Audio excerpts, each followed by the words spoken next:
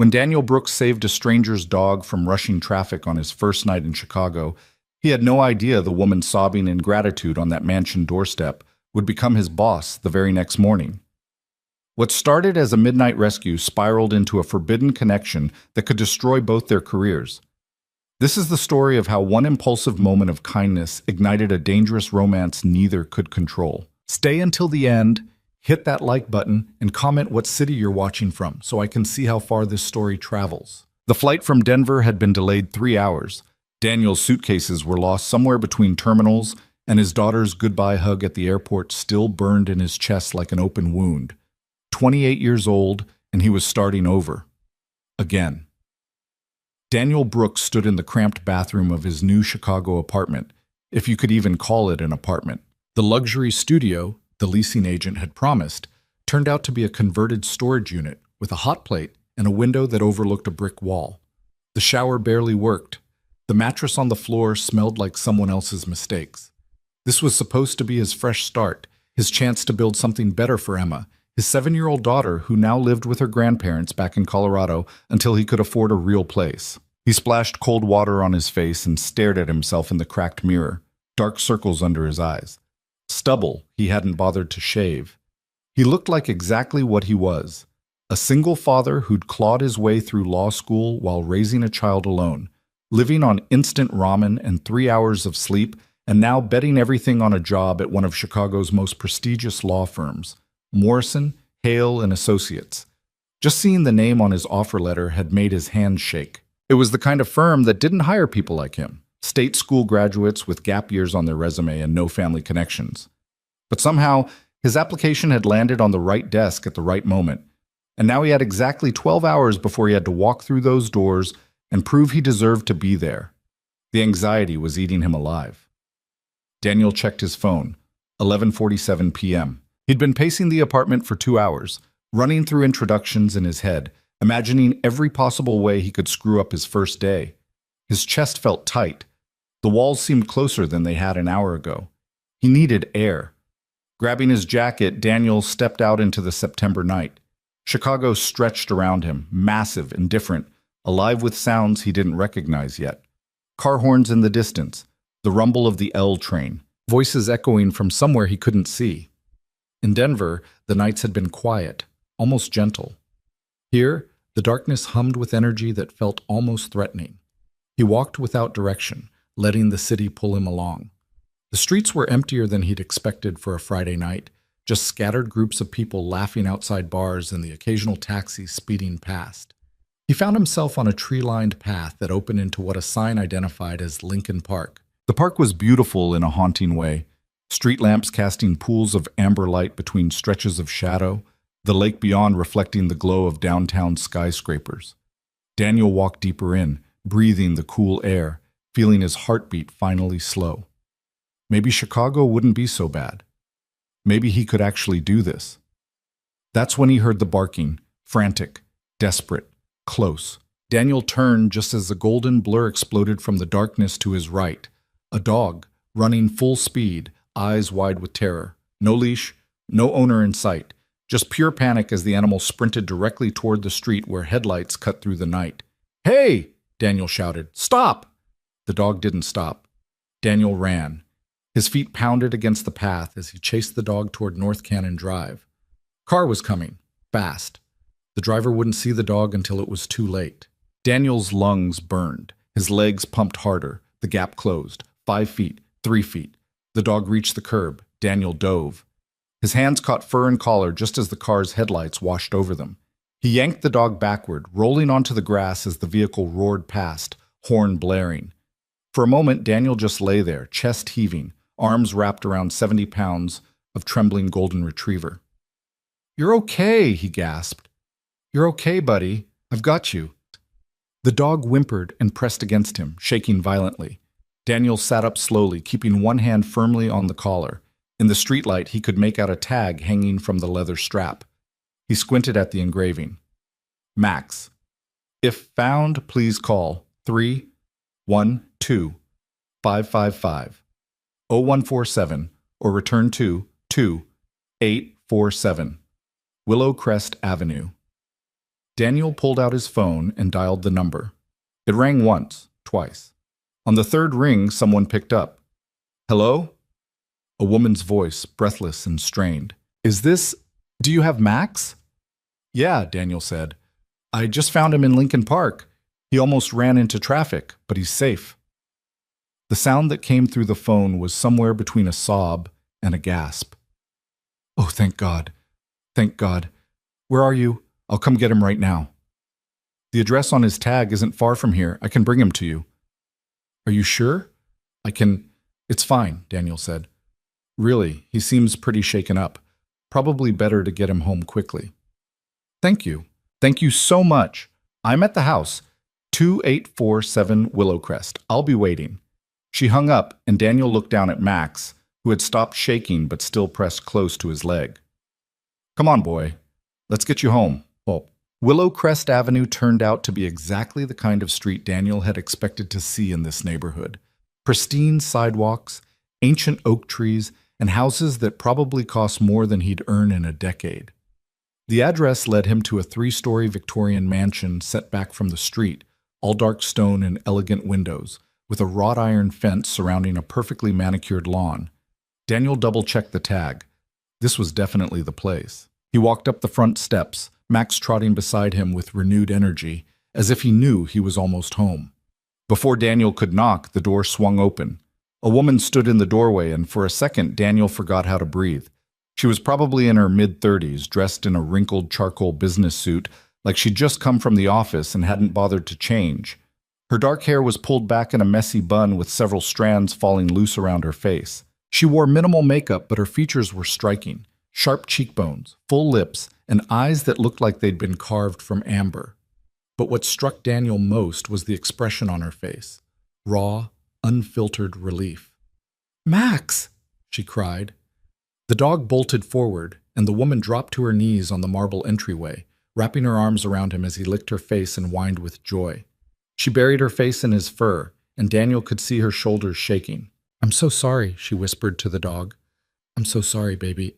I didn't know you got out. So sorry." Daniel stood awkwardly on the porch, unsure whether he should leave or wait. After a moment, the woman seemed to remember he was there. She looked up, and he saw tears streaming down her cheeks. "I don't even know what to say," she said, her voice thick. "You saved his life." "I just grabbed him before he could run into the street," Daniel said. "Anyone would have done the same." "No." She stood, one hand still resting on Max's head. "Most people wouldn't have chased him. Most people wouldn't have cared." She wiped her eyes with the back of her hand, leaving a smudge of mascara on her cheek. "I'm Victoria Hale." "Daniel Brooks." "Please come in, Daniel. The least I can do is offer you some tea or coffee. Something." "You really don't have to." "I insist." Her voice was firm but warm. "Please." Daniel hesitated, then nodded. "Okay, just for a minute." Victoria led him inside, and Daniel tried not to stare at the interior of the house. It was even more impressive than the outside. High ceilings with ornate molding, hardwood floors that gleamed under antique chandeliers, artwork that looked like it belonged in a museum. This wasn't just wealth. This was generations of it. She guided him to a kitchen that was somehow both modern and classic, all marble countertops and stainless steel appliances mixed with vintage tile and copper fixtures. Max immediately went to a plush dog bed in the corner and collapsed with a heavy sigh. "He's exhausted," Victoria said, filling a kettle with water. "I've been working late every night this week, and I think he's been stressed. I must have left the back gate unlatched when I let him out earlier." She shook her head. "I've never been so terrified in my life as when I realized he was gone." "How long have you had him?" Daniel asked. 5 years. I got him right after—" She paused, her hand tightening slightly on the kettle's handle. "After a difficult time in my life, he's been my anchor ever since." There was a weight to those words that Daniel recognized. He knew what it was like to need something, or someone, to keep you grounded when everything else was falling apart. "I get that," he said quietly. "I have a daughter. She's 7. She's the only reason I made it through law school." Victoria glanced at him, surprise flickering in her eyes. "You're a lawyer?" "As of last week, technically. I just moved here from Denver. I start my first real job on Monday." "Which firm?" Daniel felt his stomach tighten slightly. For some reason, admitting it to this woman in her elegant kitchen felt more intimidating than it had when he'd accepted the offer. Morrison, Hale, and Associates. Victoria went very still. The kettle began to whistle, but she didn't move to take it off the burner. She just stared at him, something unreadable crossing her face. "That's quite a coincidence," she said finally, turning off the stove. "Why?" She poured hot water into 2 mugs, her movements precise and controlled. "Because that's my firm." Daniel's heart dropped. "Your firm?" "I'm one of the name partners." "Hale." She handed him a mug of tea, her eyes meeting his with an intensity that made the air feel suddenly thinner. "I'm the managing partner, actually." "Which means starting Monday, I'll be your boss." For a long moment, neither of them spoke. Daniel's mind raced. This couldn't be happening. Of all the people in Chicago, of all the dogs he could have rescued, it had to be hers? It had to be the woman who would have complete control over his career? "I didn't know," he said, the words coming out rushed. "I swear I had no idea." "Of course you didn't." Victoria's voice was calm, almost amused. "How could you? This is just—" She trailed off, shaking her head. "Chicago is a big city, but sometimes it's smaller than you think." Daniel wrapped his hands around the warm mug, trying to process what this meant. Should he leave? Should he say something formal and professional? The moment that had felt so natural a few minutes ago now felt charged with complication. "Look," Victoria said, seeming to sense his discomfort. "What happened tonight has nothing to do with work. You saved Max. I'm grateful. That's all this is." "Right," Daniel said, though the word felt hollow. "Of course." But when their eyes met again, he knew it wasn't that simple. There was something in the way she looked at him, something that went beyond gratitude. And he felt it too, that subtle pull of connection, the sense that this strange midnight encounter meant more than either of them wanted to acknowledge. Victoria set her mug down on the counter. "You should get some rest. Big day on Monday." "Yeah." Daniel stood, placing his own mug beside hers. Their fingers brushed as they both reached for the same spot on the marble, and the contact sent a small shock through his skin. Victoria pulled her hand back quickly, but not before he saw the flush creep into her cheeks. "Thank you again," she said, walking him toward the front door.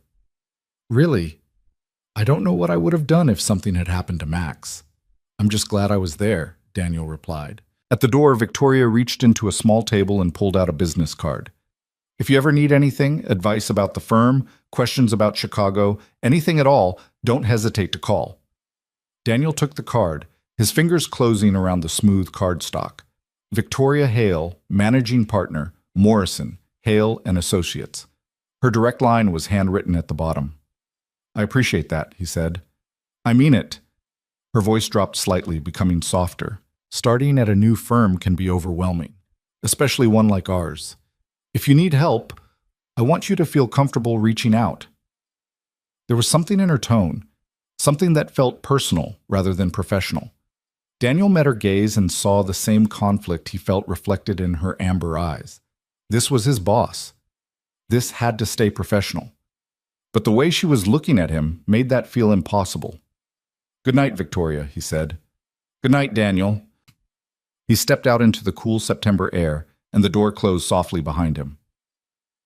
As he walked back down Willow Crest Avenue, business card still clutched in his hand, Daniel's mind spun with the impossibility of what had just happened. In less than 48 hours, he would walk into Morrison, Hale and Associates as the newest junior associate, and the woman whose dog he'd just rescued. The woman who'd looked at him with eyes full of something that definitely wasn't just gratitude, would be watching from the corner office, holding his entire future in her hands. Sit. Monday morning arrived too quickly. Daniel stood outside the entrance to Morrison, Hale and Associates, staring up at the glass and steel tower that stretched into the Chicago sky. 40 stories of legal power, reputation, and pressure. His new home. He'd barely slept. Every time he closed his eyes, he saw Victoria's face, the tears when she'd hugged Max, the flush in her cheeks when their hands touched, the way she'd said his name like it meant something more than it should. Get it together, he told himself. She's your boss. That's all she can ever be. He straightened his tie, took a deep breath, and walked through the revolving doors.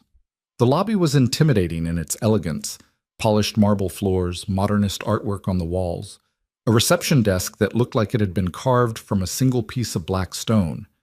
Men and women in expensive suits moved through the space with purpose, everyone looking like they belonged there. Daniel approached the reception desk, where a young woman with a professional smile greeted him. "Daniel Brooks," he said. "I'm starting today. First-year associate." "Welcome to Morrison, Hale and Associates," she said, tapping on her computer. "I'll let HR know you're here. They'll take you up for orientation." "Thank you." He waited, trying to look confident, trying not to feel like an imposter. A few minutes later, a woman in her 50s appeared, introducing herself as Patricia from Human Resources. She led him to the elevators, chatting about the firm's history and culture, but Daniel barely heard her. His heart was pounding too hard. The orientation room was on the 32nd floor, a sleek conference room with floor-to-ceiling windows overlooking the city. 5 other new associates were already there, all looking as nervous as Daniel felt. Patricia handed out folders and began walking them through benefits, policies, and expectations. Daniel tried to focus, but his mind kept drifting. Would Victoria be here? Would she acknowledge what happened Friday night, or would she pretend they'd never met? What was the right way to handle this? Patricia was in the middle of explaining the firm's billable hour requirements when the conference room door opened. Daniel looked up, and there she was. Victoria Hale walked into the room like she owned it, which, technically, she did. She wore a navy suit that fit perfectly, her dark hair pulled back in a sleek bun, her expression composed and professional. She looked nothing like the woman who'd been on her knees crying into her dog's fur just 3 nights ago. She looked untouchable. "Good morning," Victoria said, her voice carrying the kind of natural authority that made everyone in the room sit up straighter. "I'm Victoria Hale, managing partner here at Morrison, Hale & Associates. I'd like to personally welcome each new class of associates and remind you why you're here." Her eyes swept across the group, landing on each person for just a moment before moving on. When they reached Daniel, something flickered in her expression, so brief that if he'd blinked, he would have missed it. Recognition. Memory. Something else he couldn't name. Then she looked away, continuing her speech. "You were chosen from thousands of applicants because you demonstrated not just intelligence, but resilience. This firm demands excellence, and we believe you're capable of delivering it. The next few years will be the hardest of your professional lives. You'll work longer hours than you thought possible. You'll be challenged in ways you can't imagine. But if you rise to meet those challenges, you'll find opportunities here that exist nowhere else." She paused, her gaze sweeping the room again. "My door is always open if you need guidance. I know what it's like to start at the bottom and fight your way up. I won't let talent go to waste at this firm." Her eyes found Daniel's again, holding for just a second longer than necessary. "Welcome to Morrison, Hale & Associates." Applause filled the room. Victoria nodded, offered a professional smile, and left as smoothly as she'd entered. Daniel sat frozen in his chair, his pulse racing. That look, those words, "My door is always open." Was that meant for everyone, or just for him? Patricia continued with orientation, but Daniel couldn't concentrate anymore. All he could think about was Victoria's voice on Friday night, soft, vulnerable, real, and the way it contrasted with the controlled, powerful woman who just stood before them. Which version was the truth? Or were they both real? The first 2 weeks at Morrison, Hale & Associates were exactly as brutal as Victoria had warned. Daniel was assigned to the corporate litigation department under a senior associate named Marcus Chen, who seemed to take personal pleasure in burying him under mountains of research. Document review until 2 a.m. Memos due by dawn. Depositions to prepare for cases he barely understood. Daniel threw himself into the work with desperate determination. He couldn't afford to fail. Emma was counting on him. Every night when he called her before bed, hearing her little voice ask when she could come live with him again, it sharpened his focus. He would make this work. He would build a life they could share. But the exhaustion was crushing. He survived on coffee and 4 hours of sleep. His tiny apartment became just a place to shower and change clothes.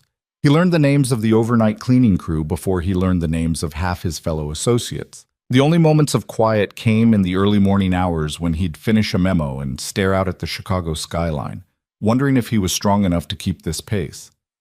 Through it all, he barely saw Victoria. She existed in a different stratosphere of the firm. Corner office on the 40th floor, reserved parking space, private elevator access. Daniel caught glimpses of her in the halls sometimes, always surrounded by senior partners or clients, always moving with that same controlled grace.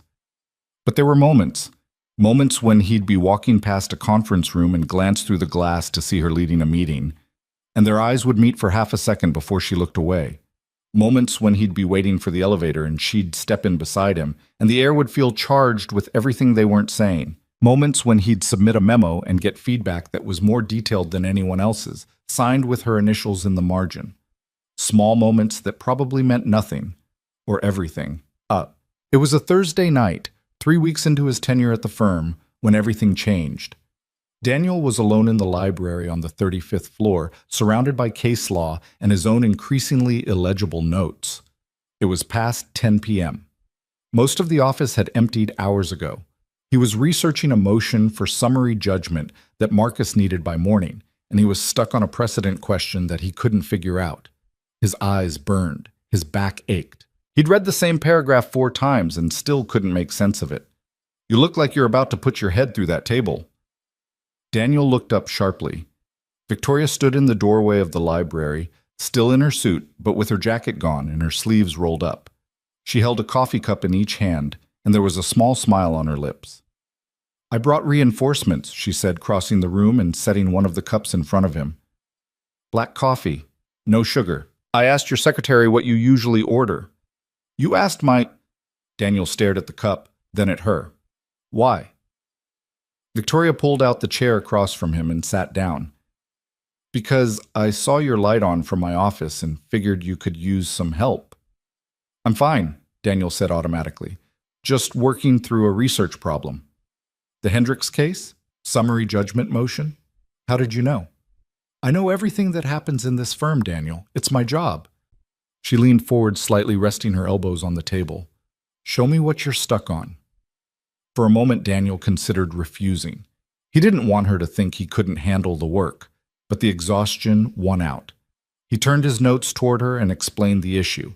Victoria listened, her eyes scanning his research, asking sharp questions that cut straight to the heart of the problem. Within 10 minutes, she'd identified 3 cases he'd missed and helped him restructure his entire argument. "You're overcomplicating it," she said. "The precedent is actually on your side if you focus on the procedural issue instead of the substantive one. See?" Daniel looked at the cases she'd pulled up, and suddenly everything clicked into place. "That's brilliant. That's experience." Victoria smiled, a real smile, not the professional one she wore in meetings. "You'll get there." "Thank you, really. This would have taken me hours to figure out on my own." "Probably days," Victoria said, her tone teasing. "But don't tell Marcus I helped you. He'll accuse me of favoritism." The word hung in the air between them. Favoritism. Daniel's chest tightened. "Is that what this is?" Victoria's smile faded slightly. She was quiet for a moment, turning her coffee cup in her hands. "I don't know what this is," she said finally, her voice softer. "I just know that I saw your light on, and I wanted to make sure you were okay." "I'm okay. Are you?" She met his eyes, and the professional mask slipped just enough for him to see the person underneath. "Because you look like you're running on fumes, Daniel. I've seen associates burn out in their first year. I don't want that to happen to you." "Why?" The question came out before he could stop it. Victoria was quiet for a long moment. Then she said, "Because I still owe you a reward." Daniel's breath caught. "A reward?" "For saving Max." Her voice was casual, but there was something underneath it, something deliberate. "I said I'd find a way to repay you properly. I haven't forgotten." The library felt suddenly smaller. The late hour, the empty office, the way Victoria was looking at him, it all added up to something dangerous. "You don't owe me anything," Daniel said, his voice barely above a whisper. "I know." Victoria stood slowly, picking up her coffee. "But I want to give you something anyway." She walked toward the door, then paused and looked back at him. "What do you want, Daniel?" The question hit him like a physical force. What did he want? To keep this job, to bring Emma to Chicago, to stop feeling so alone in this massive city, to understand why this woman standing in front of him made it feel like the air had too much electricity in it. Coffee was enough, he managed. Victoria's lips curved into a small, knowing smile. Liar. And then she was gone. Daniel sat frozen in his chair, heart pounding. The ghost of her smile burned into his mind. He looked down at the coffee cup she'd brought him, still warm in his hands, and realized with absolute certainty that he was in trouble. Because what he wanted was the one thing he absolutely couldn't have. The next morning, Daniel's phone buzzed while he was in the middle of reviewing depositions. Unknown number. This is Victoria. I got your number from HR. I hope that's not too forward. His heart stopped. Daniel. Not at all. Is everything okay? Victoria. Everything's fine. I wanted to thank you again for Friday night. Max has been much calmer since you brought him home. Daniel. I'm glad. He's a good dog. 3 dots appeared, then disappeared. Appeared again. Victoria. I also wanted to say that if you ever need help with research or case strategy, my offer stands. My door really is always open. Daniel. I appreciate that, though I'm sure you have better things to do than help first-year associates with their memos. Victoria. Not when it comes to making sure talent doesn't go to waste. There was a pause, and then another message came through. Victoria. I'm serious about the reward, by the way. Tell me what you want. Anything. Daniel stared at the screen, his pulse racing. This was crossing a line. He knew it was crossing a line. But something about the way she asked, the directness of it, the hint of playfulness, made it impossible to give a safe answer. Daniel. Honestly? Just coffee with you sometime. Outside the office. Where we can talk like normal people instead of boss and employee. He hit send before he could second-guess himself. The 3 dots appeared immediately. Victoria. Dinner would be better. My house. Saturday at 7. I'll cook. Daniel's breath caught. Daniel. You sure that's a good idea? Victoria. Probably not, but I'm asking anyway. Daniel. Then yes. Victoria. Good. Don't tell anyone. And Daniel? Daniel. Yes? Victoria. Bring wine. Daniel set his phone down, his hands trembling slightly. What the hell was he doing? This was his boss. This could destroy his career before it even started. But when Saturday came, he knew he'd be standing on her doorstep anyway. Because sometimes the most dangerous thing wasn't the risk itself. It was the pull of something you wanted so badly that consequences stopped mattering. Saturday arrived with the weight of inevitability. Daniel spent the morning pacing his apartment, second-guessing everything. He tried calling Emma, hoping her voice would ground him, but his ex-wife's mother answered instead, coolly informing him that Emma was at a birthday party. The conversation lasted 90 seconds, most of its silence weighted with unspoken judgment. When he hung up, the emptiness felt heavier than before. By noon, he'd changed his shirt 3 times. By 2, he'd convinced himself to cancel. By 4, he was standing in a wine shop on Michigan Avenue, completely lost. Can I help you find something? A young woman with a name tag that read Sophie approached with a knowing smile. I need wine for dinner, Daniel said, but I don't know anything about wine. What's the occasion? He hesitated. It's complicated. Sophie's smile widened. The best dinners usually are. Red or white? I don't know. Is this someone you're trying to impress? Daniel thought about Victoria's amber eyes, the way she'd looked at him in the library, the dangerous current running beneath every word they'd exchanged. Yes. Red, Sophie said decisively. Something bold but not pretentious. You want to look like you have taste without trying too hard. She led him to a section of burgundy bottles. This one, French, but not prohibitively expensive. Elegant, confident. Daniel looked at the price tag and winced, but pulled out his credit card anyway. If he was going to make a mistake, he might as well do it right.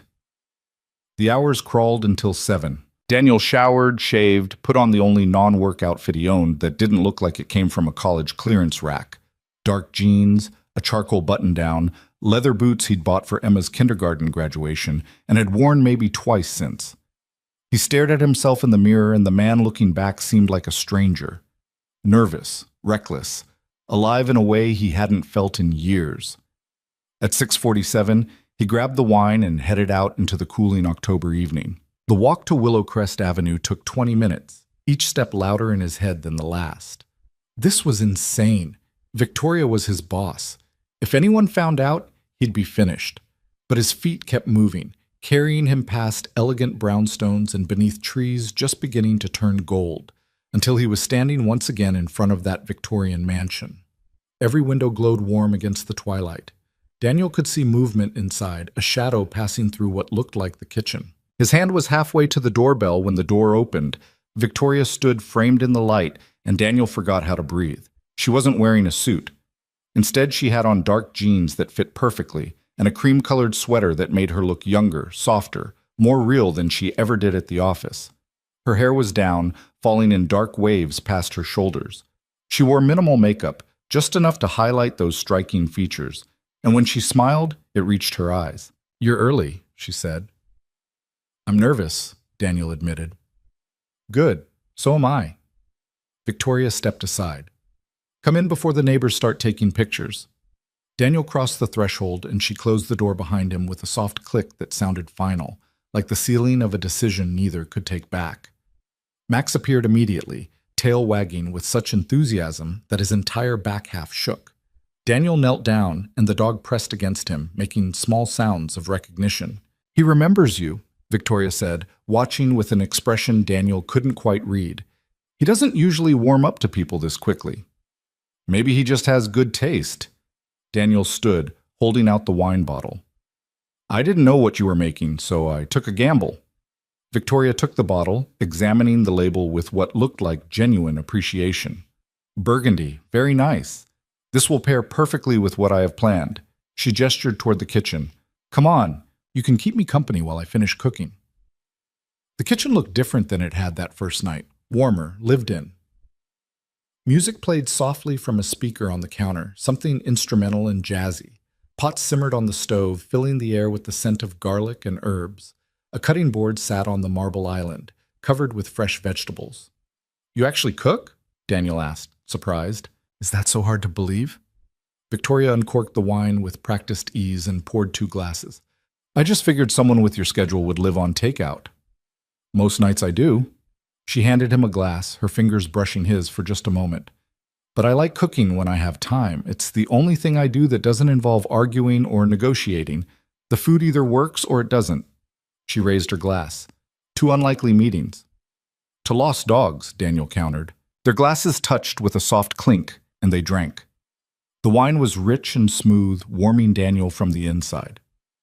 Victoria turned back to the stove, stirring something that smelled incredible. "I'm making coco vin. It's been simmering for 3 hours, so if it's terrible, we'll both be very disappointed." "It smells amazing." "Wait until you taste it before you commit to flattery." She glanced over her shoulder. "Tell me something about yourself that isn't on your resume." Daniel leaned against the counter, watching her work.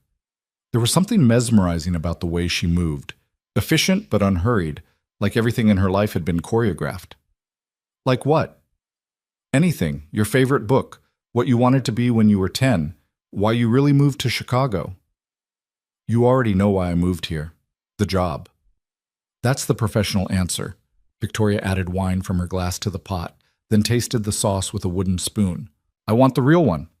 Daniel was quiet for a moment, turning the wine glass in his hands. "I needed to prove I could build something. I had Emma when I was 21.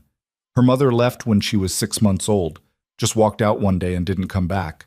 My parents helped, but they made it clear they thought I'd ruined my life." He paused, the old hurt rising up. "I put myself through law school while raising a baby, studied during her naps, wrote papers after she went to bed. It took me 5 years instead of 3, but I did it. And then I looked around Denver and realized everyone there would always see me as the kid who got a girl pregnant and dropped out of college. So I applied everywhere else. Chicago was the first place that said yes." Victoria had stopped stirring. She set the spoon down and turned to face him fully, her expression serious. "Where's Emma now?" "With her grandparents, my ex's parents, back in Denver. They have a house with a yard and good schools. I couldn't bring her here until I had something stable." His throat tightened. "She asks every night when she can come home. I tell her soon. I just have to make it through the probationary period, save enough for a real apartment, prove I can actually do this."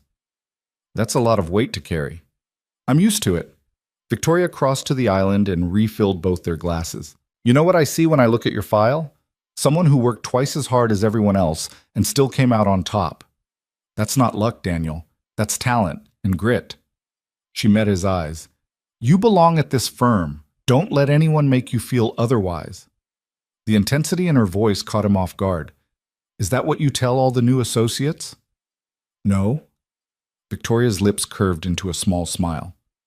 Most of them don't need to hear it. They grew up assuming they deserved everything they got. She picked up her wine glass. You're different. How? You actually earned it. The compliment landed somewhere deep in his chest, warming him more than the wine. Daniel took a sip, trying to find his balance again. What about you? What's something not on your resume? I'm an open book, managing partner, 3 degrees, corner office. That's all there is. I don't believe that. Victoria studied him for a long moment, something shifting in her expression.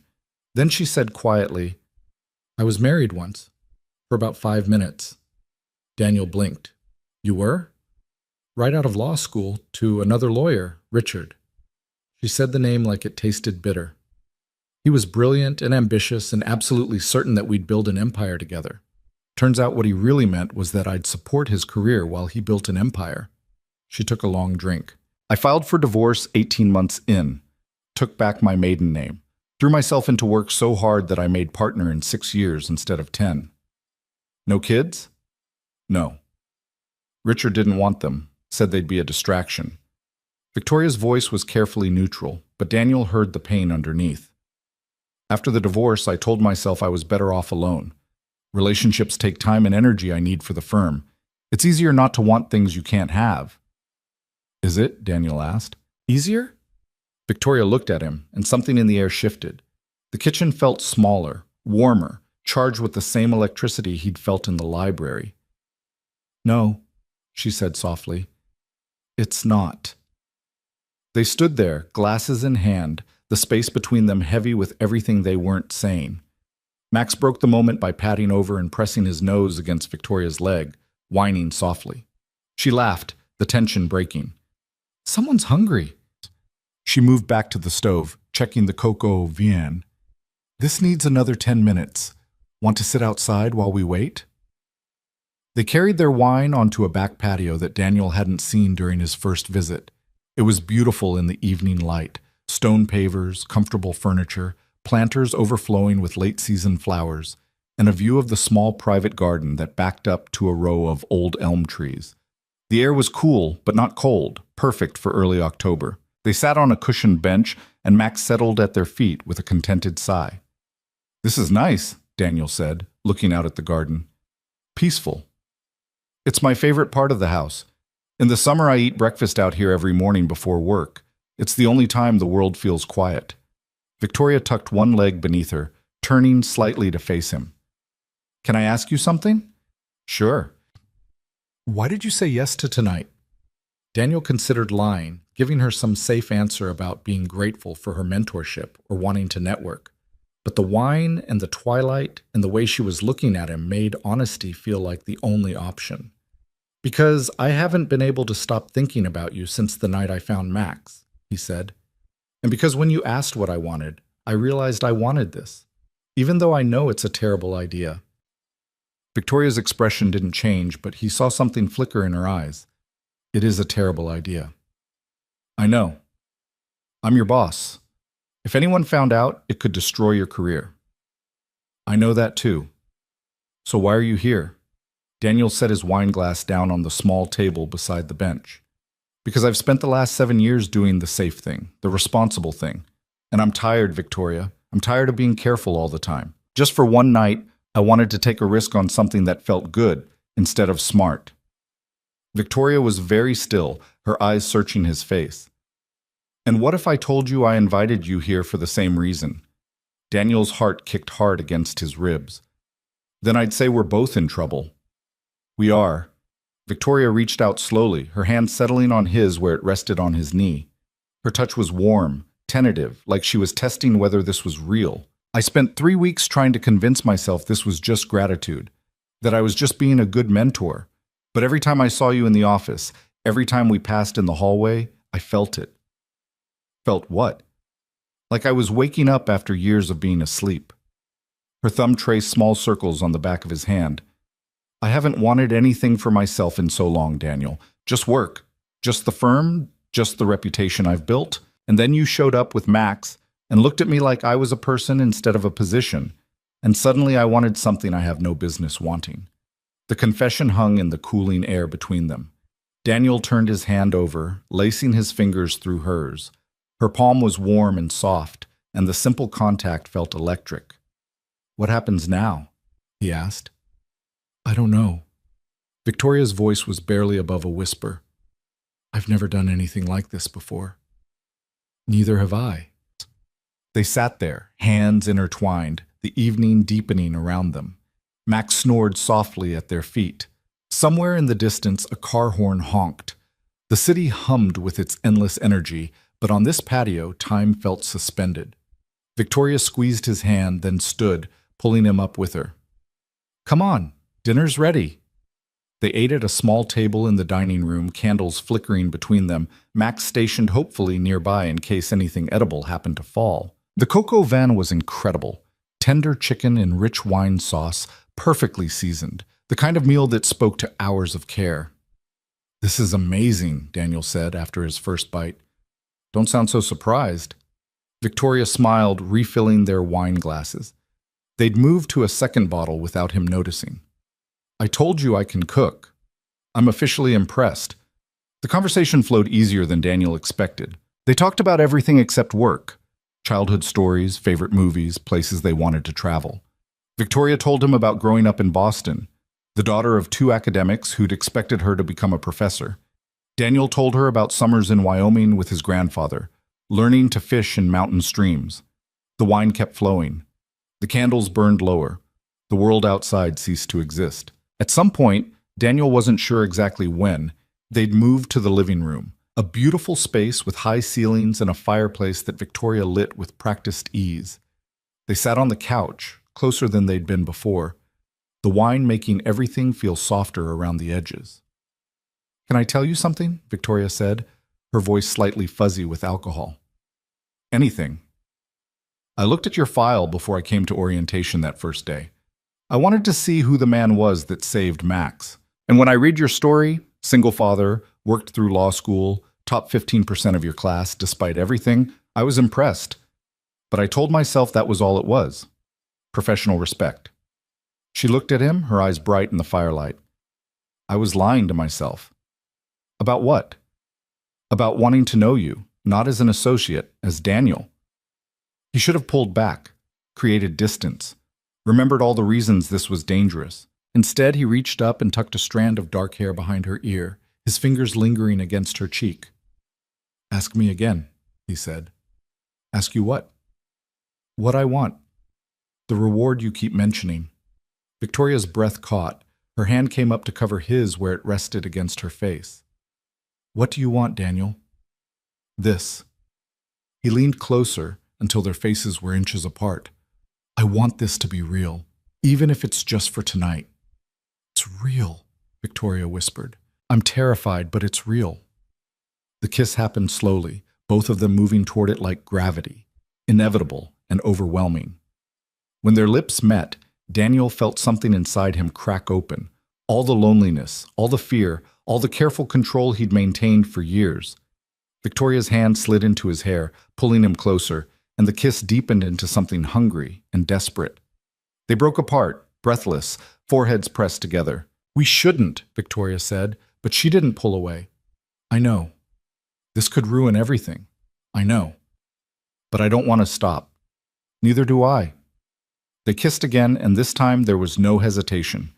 Daniel's hands found her waist, pulling her against him. Victoria made a small sound in her throat that sent heat racing through his veins.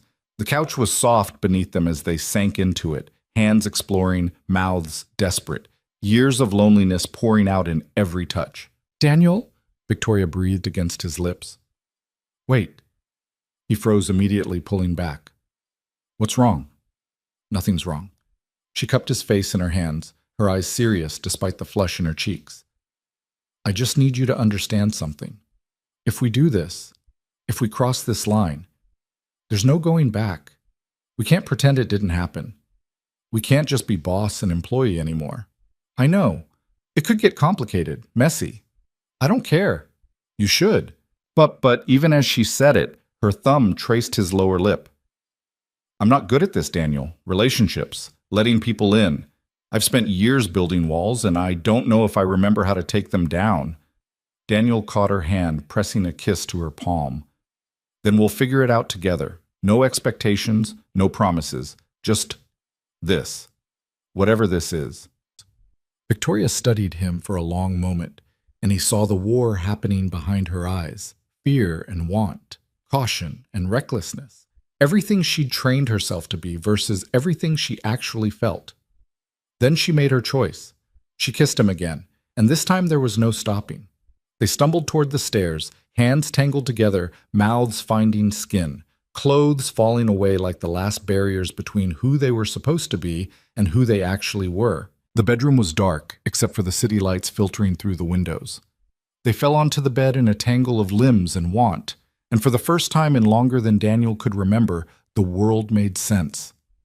Victoria's hands on his skin, her whispered name in his ear, the way she looked at him like he was something precious instead of something broken.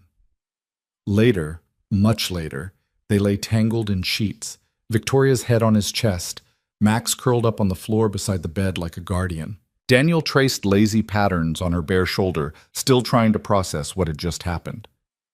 "What are you thinking?" Victoria asked quietly. "That I should probably feel guiltier than I do." She laughed softly. "Same. Do you regret it?" Victoria lifted her head to look at him, her hair falling in messy waves around her face. In the dim light, she looked younger, less guarded. "No, do you?" "Not even a little bit." She smiled and settled back against his chest. They lay in comfortable silence for a while, just breathing, existing in a moment they both knew couldn't last. "What happens Monday?" Daniel asked eventually. Victoria tensed slightly. "Monday, we go back to being professional." "Can we do that?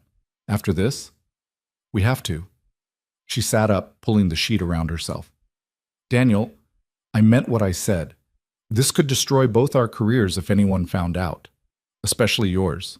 The firm has strict policies about relationships between partners and associates. So what was tonight?" "Tonight was..." She trailed off, searching for words. "Tonight was me being selfish. Taking something I wanted without thinking about consequences. But tomorrow, we have to think about them." Daniel sat up too, a cold feeling settling in his stomach. "Are you saying this was a mistake?" "No." Victoria turned to face him, taking his hand. "I'm saying this was real and reckless and everything I needed, but we can't let it happen again. Not while you work for me. So we just pretend this didn't happen. We acknowledge it happened and we move forward carefully. I can't show you favoritism. I can't give you special treatment. If anything, I'll probably have to be harder on you than anyone else just to avoid suspicion." Daniel felt the weight of reality crashing back down. Of course. What had he expected? That they'd just start dating like normal people? He was a first-year associate and she was the managing partner. There was no world where this worked. "I understand," he said quietly. "Do you?" Victoria's eyes were pained. "Because I need you to really understand, Daniel.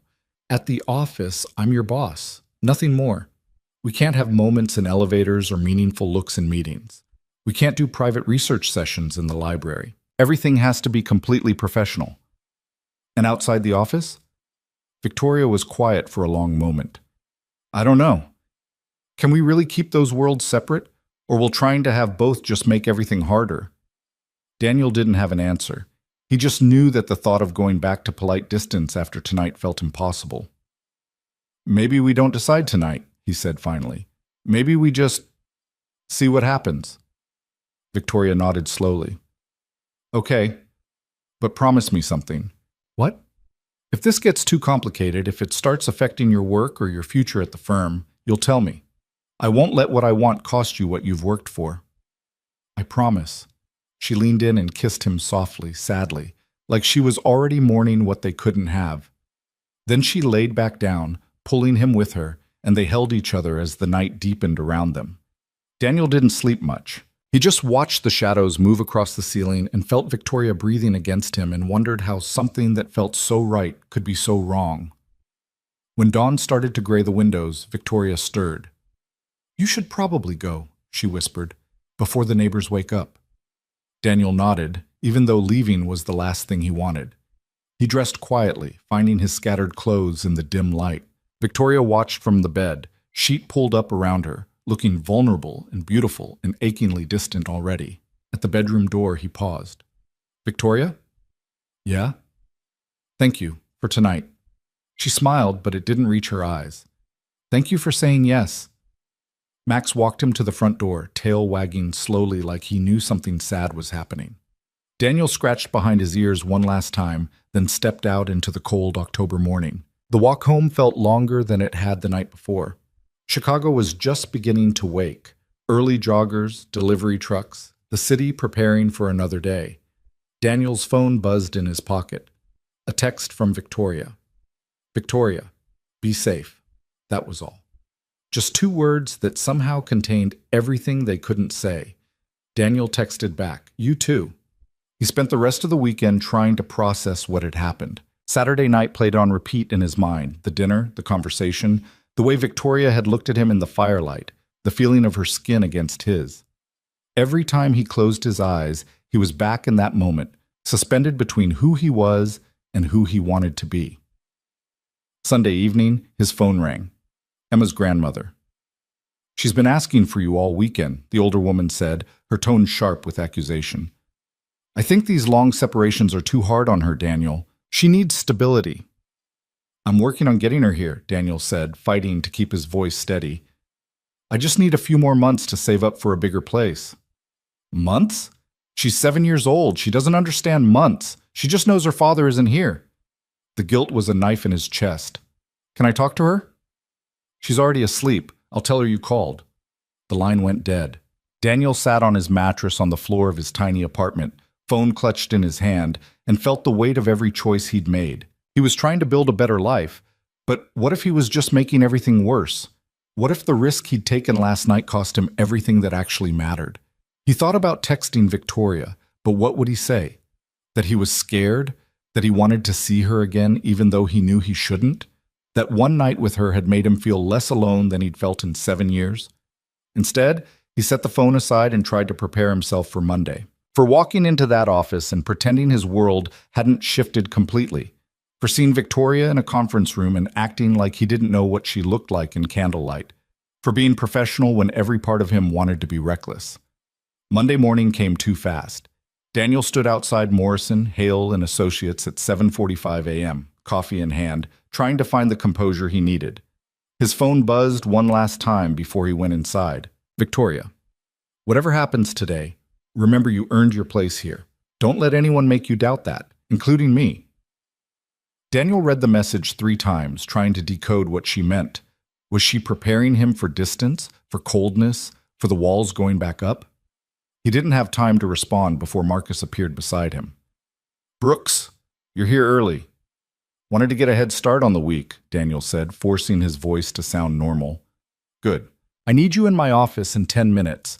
We have a new case coming in, and I want you on research immediately." They walked into the building together, and Daniel felt the weight of the firm settle over him again. The pressure, the expectations, the careful balance he had to maintain. The elevator doors opened, and Victoria stepped out. She looked perfect. Navy suit, hair pulled back, professional mask firmly in place. Her eyes swept past Daniel like he was just another associate, barely pausing long enough to acknowledge his existence. "Morning, Marcus," she said crisply. "Make sure your team is ready for the briefing at 9. The Sterling case is going to be complex." "We'll be ready," Marcus assured her. Victoria nodded and walked past them without another glance. Daniel's chest tightened. This was how it had to be. He knew that. But knowing didn't make it hurt less. The day was brutal. 8 hours of research, 2 depositions to prepare, a memo due by end of day. Daniel barely had time to think, which was probably a blessing. Every time his mind wandered to Saturday night, he forced it back to the work in front of him. He didn't see Victoria again until late afternoon, when he was walking past a conference room and glanced through the glass. She was leading a meeting with senior partners, gesturing at documents spread across the table, completely in her element. She looked powerful, untouchable. Nothing like the woman who'd kissed him in her kitchen and whispered his name in the dark. Their eyes met for half a second through the glass. Then she looked away, and Daniel kept walking. That's how the week went, stolen glances that meant nothing, careful distance in hallways. Victoria's feedback on his memos was professional and thorough, with no hint of anything personal. To anyone watching, they were exactly what they were supposed to be, managing partner and junior associate. But late Thursday night, when Daniel was once again alone in the library, his phone buzzed with a message. Victoria, are you okay? He stared at the screen, that simple question unlocking something in his chest. Daniel, honestly, I don't know. This is harder than I thought it would be. Victoria, I know, I'm sorry. Daniel, don't be. I made the choice too. The dots appeared and disappeared several times before her next message came through. Victoria, I can't stop thinking about Saturday night. Daniel, neither can I. Victoria, this would be so much easier if I could. Daniel, would you want it to be easier? A long pause. Victoria, no, that's the problem. Daniel's heart raced. He typed quickly before he could overthink it. Daniel, then maybe we stop pretending this was just one night. Victoria, Daniel, I know all the reasons we shouldn't. I've spent all week listing them, but I also know I'd rather take the risk than spend the rest of my time here wondering what if. Another long pause, then, Victoria, I can't offer you what you deserve. I can't date you properly. Take you to dinners where people might see us. Introduce you to my friends. This would have to be secret, complicated, maybe impossible. Daniel, I'm not asking for perfect, I'm just asking for real. Victoria, you should go home, get some sleep. Daniel felt the rejection like a physical blow. He'd pushed too hard, asked for too much. But then another message came through. Victoria, and tomorrow night, if you want, come back to my house. We'll figure out what this is. Together. Daniel closed his eyes, exhaling slowly. It was reckless and dangerous and could end in disaster. But for the first time since Saturday morning, he felt like he could breathe. Daniel, tomorrow night, I'll be there. Victoria, don't tell anyone. Daniel, I won't. Victoria, and Daniel, bring wine again. We'll need it. He smiled despite everything, despite the risk and the fear and the impossible situation they were walking into. Because sometimes the most dangerous thing wasn't the fall. It was how much you wanted to jump anyway. Friday night became a pattern that stretched into weeks. Daniel would finish his work, leave the office at a reasonable hour to avoid suspicion, then circle back through Lincoln Park before showing up at Victoria's door after dark. They were careful, obsessively so. He never parked in front of her house, always approached from different directions, checked over his shoulder like a criminal, even though all he was doing was falling for someone he had no business falling for. Inside those walls, though, everything changed. Victoria would open the door with Max at her heels, still in her work clothes, but with her defenses lowered, and for a few hours they could pretend the outside world didn't exist. They cooked together, talked about everything except the firm, made love like they were trying to compress an entire relationship into stolen moments. This is crazy, Victoria said one night in early November, lying against his chest in the darkness of her bedroom. We're being so careful at work that I barely look at you, and then I spend my nights like this. Do you want to stop? Daniel asked, even though the thought made his chest ache. No. She tilted her head up to kiss his jaw. That's what makes it crazy. I know I should want to stop. This violates every professional boundary I've ever set. But when I'm with you, I don't care. Daniel ran his fingers through her hair, breathing in the scent of her shampoo. How long can we do this? I don't know. Until someone notices? Until it gets too complicated? She was quiet for a moment. Until you meet someone you can actually have a real relationship with? I don't want anyone else. You say that now. But you deserve normal, Daniel. Date nights at restaurants, meeting each other's friends. A partner you don't have to hide. Her voice cracked slightly. Someone who isn't your boss. What if I just want you? Victoria sat up, pulling the sheet around herself. In the dim light from the window, Daniel could see the conflict written across her face. Want and fear, and something that looked like pain. "Then we're both in deeper than we should be," she said softly.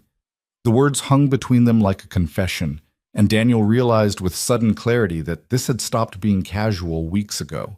Maybe it had never been casual at all. Somewhere between Saturday dinners and whispered conversations in the dark, between the way she looked at him when she thought he wasn't watching and the way his heart jumped every time his phone buzzed with her name, they'd crossed a line they couldn't uncross. "Victoria," he started, but she pressed a finger to his lips. Don't say whatever you're about to say." "Not yet." She lay back down, curling against him. "Let's just have this a little longer before we complicate it with words." So they didn't talk about what they were or what it meant. They just existed in the spaces between work and reality, grabbing onto moments like they might disappear. At the office, Daniel threw himself into cases with renewed intensity. The work was still brutal. 80-hour weeks were normal, 100-hour weeks weren't uncommon, but he was good at it. Marcus started giving him more responsibility, letting him take depositions, draft motions, even argue minor points in court. Other associates noticed, some with respect, others with barely concealed resentment.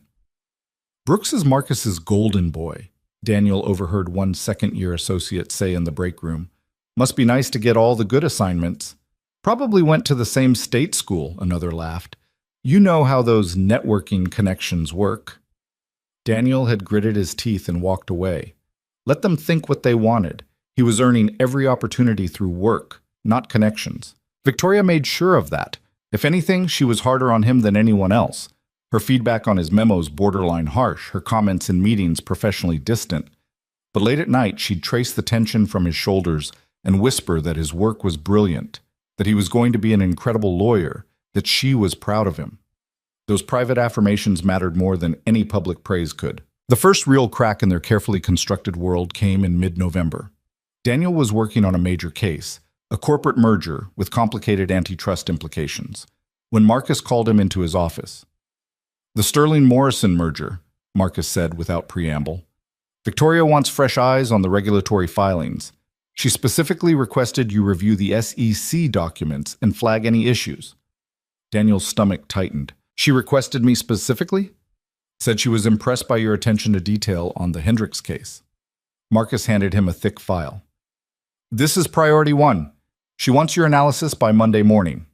Daniel took the file, trying to keep his expression neutral, even as his mind raced. Why would Victoria put him on one of the firm's biggest cases? Was it because she trusted his work, or was she creating opportunities for him that could be seen as favoritism? That night, he showed up at her house with the question burning on his tongue. "Why did you put me on Sterling-Morrison?" he asked as soon as she closed the door. Victoria had clearly been expecting this. She led him to the kitchen, poured 2 glasses of wine, and sat across from him at the island. "Because you're the best person for the job," she said calmly. "I'm a first-year associate. There are second and third years who, none of whom have your eye for detail. I've read every memo you've written, Daniel. You catch things other people miss. The Sterling case needs that." She met his eyes steadily. "This is about your skill, not about us." "Are you sure? Because if anyone thinks, let me worry about what people think." Victoria's voice was firm. "Your job is to do excellent work, which you will. And when you do, no one will question why you were assigned to the case." Daniel wanted to believe her, but doubt gnawed at him. "What if I mess up? What if I miss something and it reflects badly on you?" "Then I'll handle it, the same way I'd handle it if any associate made a mistake." She reached across the island and took his hand. "I need you to trust me on this. I would never put the firm at risk, and I would never put your career at risk by giving you opportunities you haven't earned." He nodded slowly, but the unease remained. The Sterling-Morrison case consumed the next 2 weeks. Daniel barely slept, reviewing hundreds of pages of documents, cross-referencing regulations, building comprehensive analyses of potential legal issues. He found 3 significant problems that could derail the merger, problems that more senior associates had missed. When he presented his findings to Marcus and Victoria in a conference room full of partners, the room went silent. "You're sure about this?" one of the senior partners asked, skepticism clear in his voice. Yes, sir. The SEC filing on page 247 directly conflicts with the representation made in the proxy statement. If the commission catches it, they'll reject the entire merger. Victoria leaned forward, scanning the documents Daniel had flagged. Her expression gave nothing away, but Daniel saw the slight widening of her eyes that meant she was impressed. He's right, she said. This is a major issue. We need to refile immediately. She looked at Daniel. Good catch, Brooks. You might have just saved this deal. Professional praise, nothing more. But later that night, when he showed up at her door, she pulled him inside and kissed him hard enough to make his head spin. You were brilliant today, she said against his mouth. Absolutely brilliant. I was terrified I was wrong. You weren't. You were thorough and smart, and you made me look good for putting you on that case. She kissed him again, slower this time. See? I told you no one would question it. She was right. After that meeting, Daniel's reputation shifted. Senior associates started asking for his input. Marcus gave him more complex assignments. Other partners nodded at him in the hallways. He'd proven himself. And it had nothing to do with his relationship with Victoria.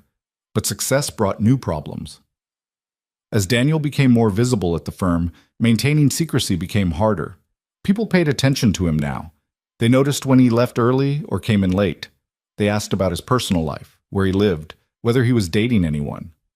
You should get out more, Brooks, a third year named Jennifer said one evening when they were both working late. There's a group of us going to a bar in River North tomorrow night. You should come.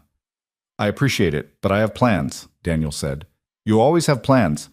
What, do you have a secret girlfriend or something? The question was teasing, but it made Daniel's blood run cold. Just trying to save money, he said lightly. Expensive city. Jennifer laughed, but her eyes were curious.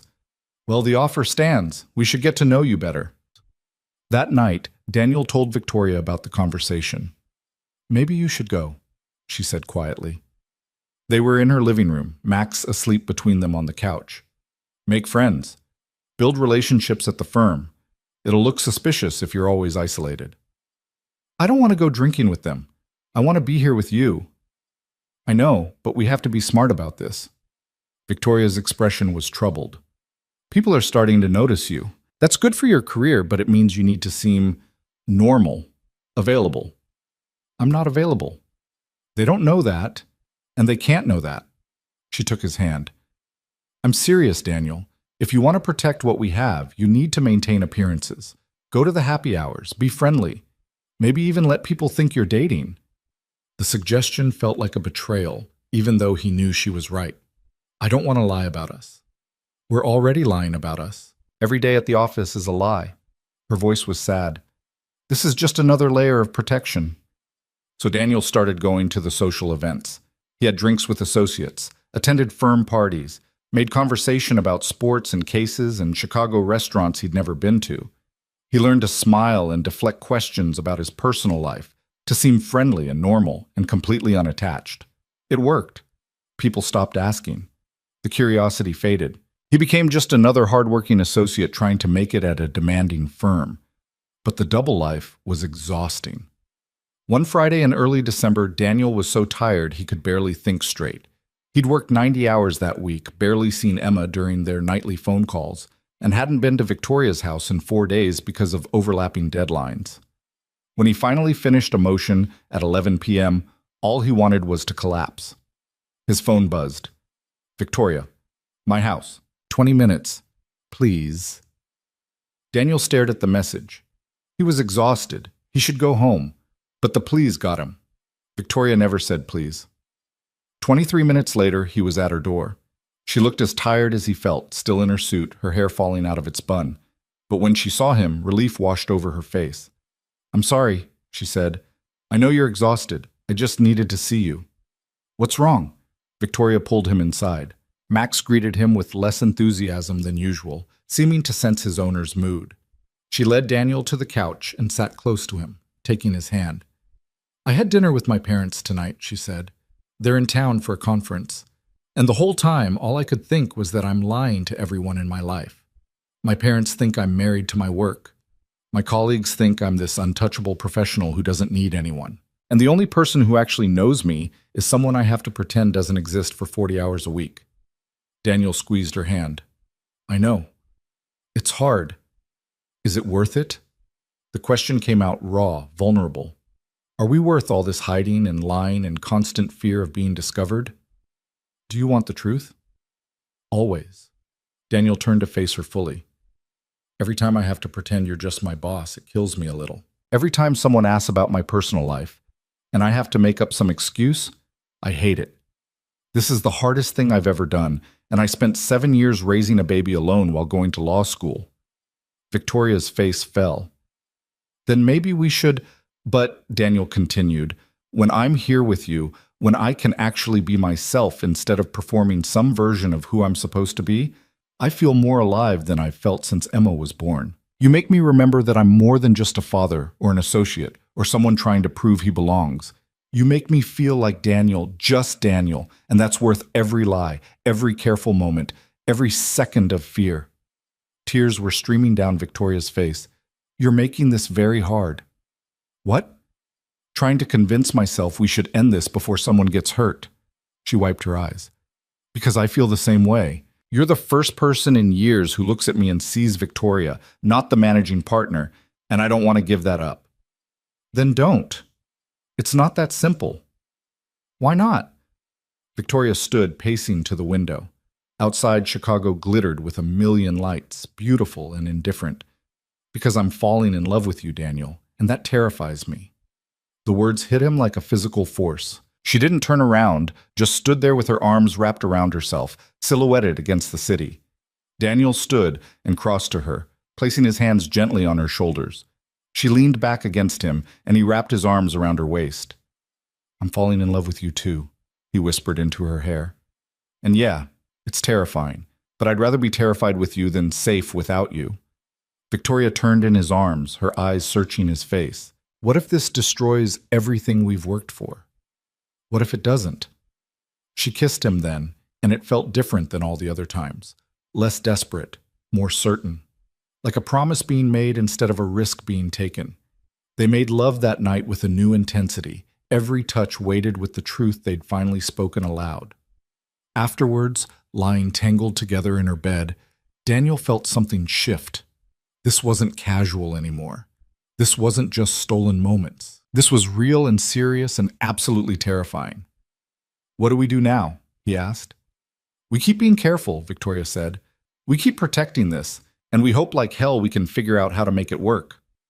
It seemed impossible, but then again, everything about them had seemed impossible from the beginning. December brought new challenges. The firm's holiday party was scheduled for the third week of the month, a massive event at the Four Seasons where everyone was expected to attend. Associates, partners, clients, spouses. It was the social event of the firm's year. You have to go, Victoria told Daniel when he mentioned he was thinking of skipping it. So do you. I'm a partner. I don't have a choice. You're an associate. You technically have a choice, but not going would raise questions. She was lying in bed tracing patterns on his chest. Besides, you should go. Network. Make connections. Have fun. How am I supposed to have fun watching you be there without being able to touch you? Victoria's hand stilled. The same way I'm going to have fun watching you charm everyone in the room and pretending it doesn't make me jealous. The party was exactly as awful as Daniel expected. The Four Seasons ballroom was decorated within an inch of its life. White lights, elegant centerpieces, a live band playing jazz standards. Everyone dressed in their finest, drinks flowing freely. Conversations about cases and clients and firm politics. Daniel wore the only suit he owned that was nice enough for an event like this. Charcoal gray, slightly too big in the shoulders because he'd bought it on sale. He felt out of place immediately, surrounded by attorneys in custom-tailored designer suits and their equally polished spouses. Jennifer from corporate found him near the bar. Brooks, you actually came. Figured I should make an appearance. Smart. The partners notice who shows up to these things. She handed him a champagne flute. Come on, there's a group of us hiding in the corner making fun of Harrison's terrible toupee. Daniel let himself be pulled into the group of junior associates, laughing at the right moments, making small talk about cases and holiday plans. It was fine, normal, exactly what he was supposed to be doing. Then Victoria arrived. She appeared at the top of the ballroom stairs, and the entire room seemed to notice. She wore a floor-length emerald dress that hugged every curve, her dark hair swept up, diamonds at her throat and ears. She looked devastating, untouchable, like she belonged in a different universe than Daniel. A man appeared beside her, tall, silver-haired, wearing a suit that probably cost more than Daniel's monthly rent. He placed a hand on the small of Victoria's back, leaning in to say something that made her smile. "Who's that with Victoria?" Daniel asked Jennifer, trying to keep his voice casual. "Richard Castellan. Used to be a partner here. Now he runs his own firm. Rumor is they used to be married." Daniel's stomach dropped. "Married?" "Yeah, like a decade ago. It didn't last long, but they've stayed friendly. He comes to all the firm events." Jennifer lowered her voice conspiratorially. "Some people think they might get back together. They'd be a power couple for sure." Daniel watched as Richard guided Victoria into the crowd, his hand never leaving her back. She laughed at something he said, touching his arm lightly. They looked natural together, like they belonged. The champagne turned sour in Daniel's mouth. He spent the next hour trying not to watch them, failing. Every time he glanced across the room, Richard was there, getting Victoria drinks, introducing her to clients, leaning close to whisper in her ear. And Victoria was smiling, engaged, playing the perfect role. Around 9, Daniel couldn't take it anymore. He slipped out of the ballroom onto a balcony overlooking Michigan Avenue. The December air was bitterly cold, but he needed it. Needed something to shock the jealousy out of his system. Running away? Daniel turned. Victoria stood in the doorway, wrapped in her coat, concern on her face. "Just needed air," he said. She stepped onto the balcony, closing the door behind her. "You disappeared. I noticed." "I didn't think you'd notice anything with Richard Castellan's hand on your back all night." Victoria's eyes widened. "Is that what this is about?" "It's none of my business. You said it yourself. We have to maintain appearances. You appearing with your ex-husband is certainly an appearance." "Daniel, he looks at you like he owns you, and you let him." "I let him play the role he's supposed to play at events like this," Victoria said, her voice sharp. "The same way you're supposed to be in there charming everyone and acting available. That was the agreement." "I know." Daniel gripped the balcony railing. "That doesn't make it easier." Victoria was quiet for a moment. Then she moved closer, standing beside him, close enough that their arms almost touched. "Richard is a colleague. Nothing more. But we had died years ago." Her voice softened. "The only person I wanted to be with tonight is standing on this balcony freezing to death because he's too stubborn to go inside." "You looked happy with him." "I was being professional. There's a difference." She glanced back at the door, making sure they were still alone, then let her hand brush against his for just a second. "Do you really think I'd risk everything we have for someone from my past?" The brief contact sent warmth through him despite the cold. "I'm sorry, seeing you with him reminded me that you could have someone you don't have to hide. Someone who fits your life."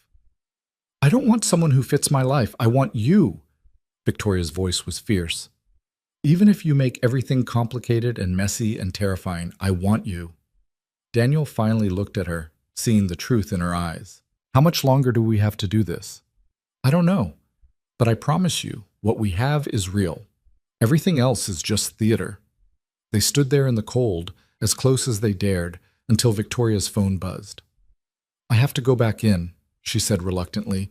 "People will talk if I'm gone too long." "I know. Wait 5 minutes, then come inside. Go laugh with Jennifer's group. Make them think you're having a wonderful time." She started toward the door, then paused. "And tonight, after this is over, come to my house. I'll be waiting." She disappeared inside, taking the warmth with her. Daniel waited exactly 5 minutes, then returned to the party. He smiled and laughed and played his role perfectly, even when he saw Victoria dancing with Richard, even when he heard someone comment that they looked good together, because he knew the truth. At the end of the night, Richard would go home alone, and Victoria would open her door to Daniel like she always did. But the party planted a seed of doubt. How long could they really sustain this? How long before the secrecy became too much, before the lying wore them down, before one of them decided it wasn't worth the cost? That night at Victoria's house, they didn't talk about the party. They just held each other, trying to convince themselves that love could be enough. The answer came the following Monday morning. Daniel was reviewing documents in the library when his phone rang. An unknown number. He almost didn't answer. Daniel Brooks? A woman's voice, professional and crisp. Yes? This is Sarah Chen from Human Resources. I need you to come to my office immediately. Daniel's blood ran cold. What's this about? We'll discuss that when you get here. 23rd floor. Now, please. The line went dead. Daniel sat frozen, his mind racing through possibilities. Had someone seen them together? Did someone at the party notice something? Was this about his work or about Victoria or... His phone buzzed. Victoria. Victoria. Whatever HR wants, stay calm. Answer honestly. I'll handle this. So she knew, which meant this was about them. Daniel walked to the 23rd floor on shaking legs, each step feeling like a march toward his own execution. Sarah Chen's office was small and coldly professional. No personal touches, just files and corporate efficiency. Sarah sat behind her desk, her expression neutral. Mr. Brooks, please sit. Daniel sat. A complaint has been filed regarding your conduct at the firm. Sarah opened a folder. Specifically, allegations of receiving preferential treatment due to a personal relationship with a senior partner. The world tilted. What? The complaint alleges that you've been given high-profile assignments beyond your experience level and that you've received private mentoring from managing partner Victoria Hale that other first-year associates have not received. Sarah looked at him steadily. Is there a personal relationship between you and Ms. Hale? Every instinct screamed at him to lie, to protect Victoria, to protect himself. But he saw the trap. If they already had evidence, lying would only make it worse. I need to understand what you're asking, Daniel said carefully. Ms. Hale has provided professional guidance, yes. She does that for many associates. Has your relationship with Ms. Hale ever been anything other than professional? The question hung in the air like a blade. Daniel thought about Victoria's warning. Answer honestly, but how honest? How much truth would destroy them both? Ms. Hale and I have developed a friendship, he said slowly. She's been supportive of my career, but she's never given me anything I haven't earned through my work. That's not what the complaint suggests. It suggests your friendship has influenced assignment decisions and evaluation processes. Who filed this complaint? That's confidential. Then how am I supposed to defend myself against anonymous accusations? Sarah's expression didn't change. I'm not accusing you of anything, Mr. Brooks. I'm investigating a complaint. As part of that investigation, I'll need to review your assignment history, your performance evaluations, and interview other associates about firm culture and assignment practices. This is ridiculous. I've worked harder than anyone. I'm sure you have. And if the investigation shows no impropriety, this will be resolved quickly. Sarah closed the folder. In the meantime, I need you to maintain professional distance from Ms. Hale. No private meetings, no personal communication. Everything must go through proper channels. Daniel felt like the floor had disappeared beneath him. For how long? Until the investigation concludes, likely 2 to 3 weeks. She stood, signaling the meeting was over. You're not being punished, Mr. Brooks. We're simply ensuring fairness and transparency. You're free to continue your work as normal, but all interactions with Ms. Hale must be strictly professional and documented. Daniel walked out of HR in a daze. 2 to 3 weeks of no contact with Victoria. 2 to 3 weeks of being scrutinized, questioned, investigated. 2 to 3 weeks of having his entire career hanging in the balance. He made it to the nearest bathroom before his hands started shaking. His phone buzzed. Victoria again. Victoria, don't text me. Don't call me. Don't come to my house. We have to follow their rules completely. I'm so sorry, Daniel. I'll fix this. But how could she fix it? How could anyone fix the fact that their secret was out, their careers were at risk, and everything they'd been so careful to protect was falling apart? Daniel stared at his reflection in the bathroom mirror, the same mirror where he'd stood that first night in Chicago, terrified and alone. Somehow, he'd come full circle. Except now, he had so much more to lose. And somewhere on the 40th floor, Victoria was probably staring at her own reflection, wondering the same thing he was. Had they been foolish to think love could survive in the shadows? Or had the real foolishness been falling in love in the first place? The next 72 hours were the longest of Daniel's life. He went through the motions at work, reviewing documents, drafting memos, attending meetings, but everything felt surreal, like he was watching himself from a distance. Other associates looked at him differently now, some with curiosity, others with something that looked like satisfaction, as if they'd always known he didn't really belong. The whispers started immediately. Daniel caught fragments of conversations that stopped when he entered a room, in the break room, by the elevators, in the library where he'd once sat with Victoria, back when everything had seemed simpler. I heard HR is investigating him. Something about inappropriate relationships. Always knew there was something off about how fast he got promoted. Marcus called him into his office on Tuesday afternoon. His supervising associate's face was unreadable as he gestured for Daniel to sit. "I'm going to ask you a direct question, and I need an honest answer," Marcus said. "Is there anything going on between you and Victoria Hale that I should know about?" Daniel's throat went dry. "I don't know what you've heard." "I haven't heard anything. That's not how I operate." Marcus leaned back in his chair. "But HR asked me about your assignment history. Wanted to know if I thought you'd received preferential treatment. And I told them the truth, that you're one of the best first years I've supervised in 5 years, that every assignment you've received was based on merit, and that anyone suggesting otherwise is either jealous or blind." Relief flooded through Daniel. "Thank you." "Don't thank me yet." Marcus's expression hardened. "Because here's the other truth. If there is something personal between you and Victoria, it doesn't matter how good your work is. The firm has policies for a reason. And those policies protect everyone, including you." "There's nothing inappropriate happening," Daniel said, the lie tasting bitter. "Good. Because if there were, you'd be the one who'd suffer most. Victoria's a name partner. She's protected by reputation and equity. You're a first-year associate with no connections and no safety net. If this goes sideways, she lands on her feet and you don't." Marcus's voice softened slightly. "I'm telling you this because I actually like you, Brooks. You remind me of myself 10 years ago. Don't throw away your future for something that can't work." The words echoed in Daniel's head long after he left Marcus's office. Don't throw away your future for something that can't work. Was that what he was doing? Sacrificing everything he'd built for a relationship that existed in shadows and stolen moments? He couldn't even ask Victoria. Her last text had been clear, no contact. He walked past her office multiple times that day, but her door was always closed, her assistant stationed outside like a guard. Once, he saw her through the glass, on the phone, her face composed and professional. She didn't look his way. That night, alone in his apartment, Daniel's phone rang. Emma. "Daddy!" Her voice was bright, innocent, completely unaware of the disaster unfolding in his life. "Guess what I did in school today?" "What, sweetheart?" "We made gingerbread houses. Mine had a purple roof and candy cane trees, and Miss Peterson said it was the most creative one." She paused. "When are you coming to visit? Grammy says maybe for Christmas?" Daniel closed his eyes, guilt washing over him. He'd been so consumed by Victoria, by work, by trying to build a life in Chicago that he'd barely seen his daughter in 3 months. "I don't know yet, Em. Work is really busy right now." "You always say that." Her voice got quieter. "Don't you miss me?"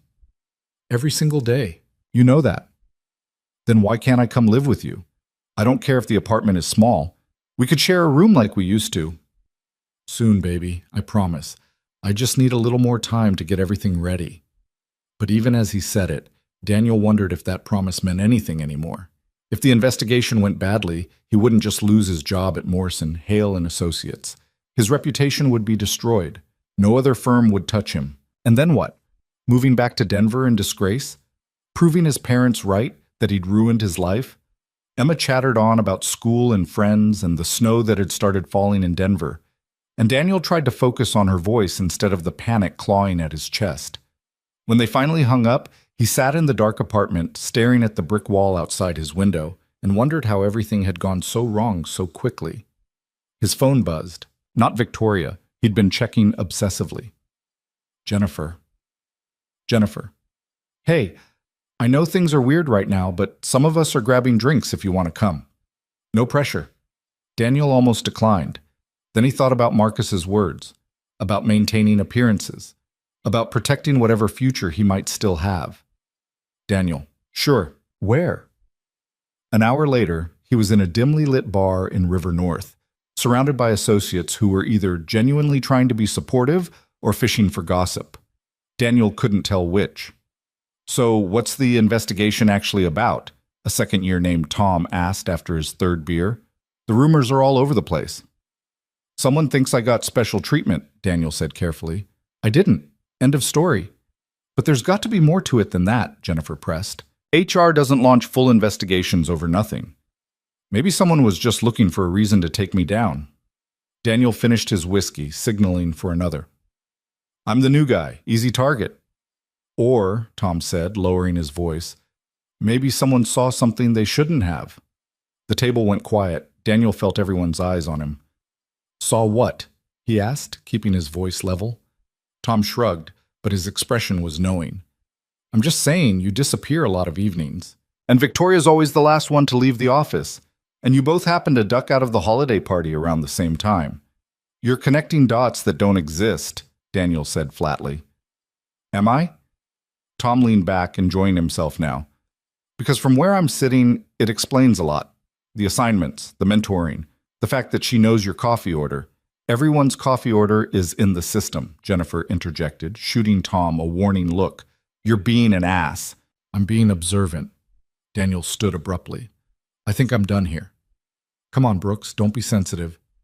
"I'm not being sensitive. I'm just not interested in sitting here while you accuse me of sleeping my way into good assignments." Daniel pulled out his wallet and threw cash on the table. "Thanks for the drinks." He walked out into the December cold, hands shaking with anger and fear. So that was what people thought. That he was some opportunist who'd seduced his boss for career advancement. Never mind his work. Never mind the countless hours he'd put in. In their minds, he was just a guy who'd taken a shortcut. His phone rang. Unknown number again. Daniel almost didn't answer, but at this point, what did it matter? "Hello? Daniel Brooks?" A man's voice this time, smooth and professional. "Yes. This is Richard Castellan. We met briefly at the holiday party. I wondered if you might have time to meet for coffee tomorrow morning, before work." Daniel's blood went cold. Victoria's ex-husband. "Why?" "Because I think we have some things to discuss. About Victoria. About the firm. About the position you've found yourself in." Richard's voice was calm, almost friendly. "I'm not your enemy, Mr. Brooks, but I might be able to help you navigate what's coming." Every instinct told Daniel to refuse, but curiosity and desperation won out. "Where?" "There's a cafe on State Street, Mercer's. 7 a.m. too early?" "I'll be there." Richard hung up without another word. Daniel stood on the sidewalk, watching his breath mist in the freezing air, and wondered what fresh hell he'd just agreed to. Mercer's Cafe was the kind of place that catered to professionals who needed meetings before meetings. Expensive coffee, quiet corners, tables spaced far enough apart for privacy. Richard was already there when Daniel arrived, sitting at a back table with 2 cups in front of him. "Black coffee, no sugar," Richard said as Daniel sat down. "Victoria mentioned you take it that way." The casual intimacy of the statement made Daniel's jaw tighten. "You talked to Victoria about me?" "Victoria and I talk about many things. We've known each other for 15 years. Richard took a sip of his own coffee, studying Daniel over the rim. "You're younger than I expected. What do you want, Mr. Castellan?" "Richard, please. And what I want is to help you avoid making a catastrophic mistake." He set down his cup. "I know about your relationship with Victoria." Daniel's heart stopped. "I don't know what you're talking about." "Please, I've known Victoria since law school. I was married to her for 2 years. I can read her better than anyone."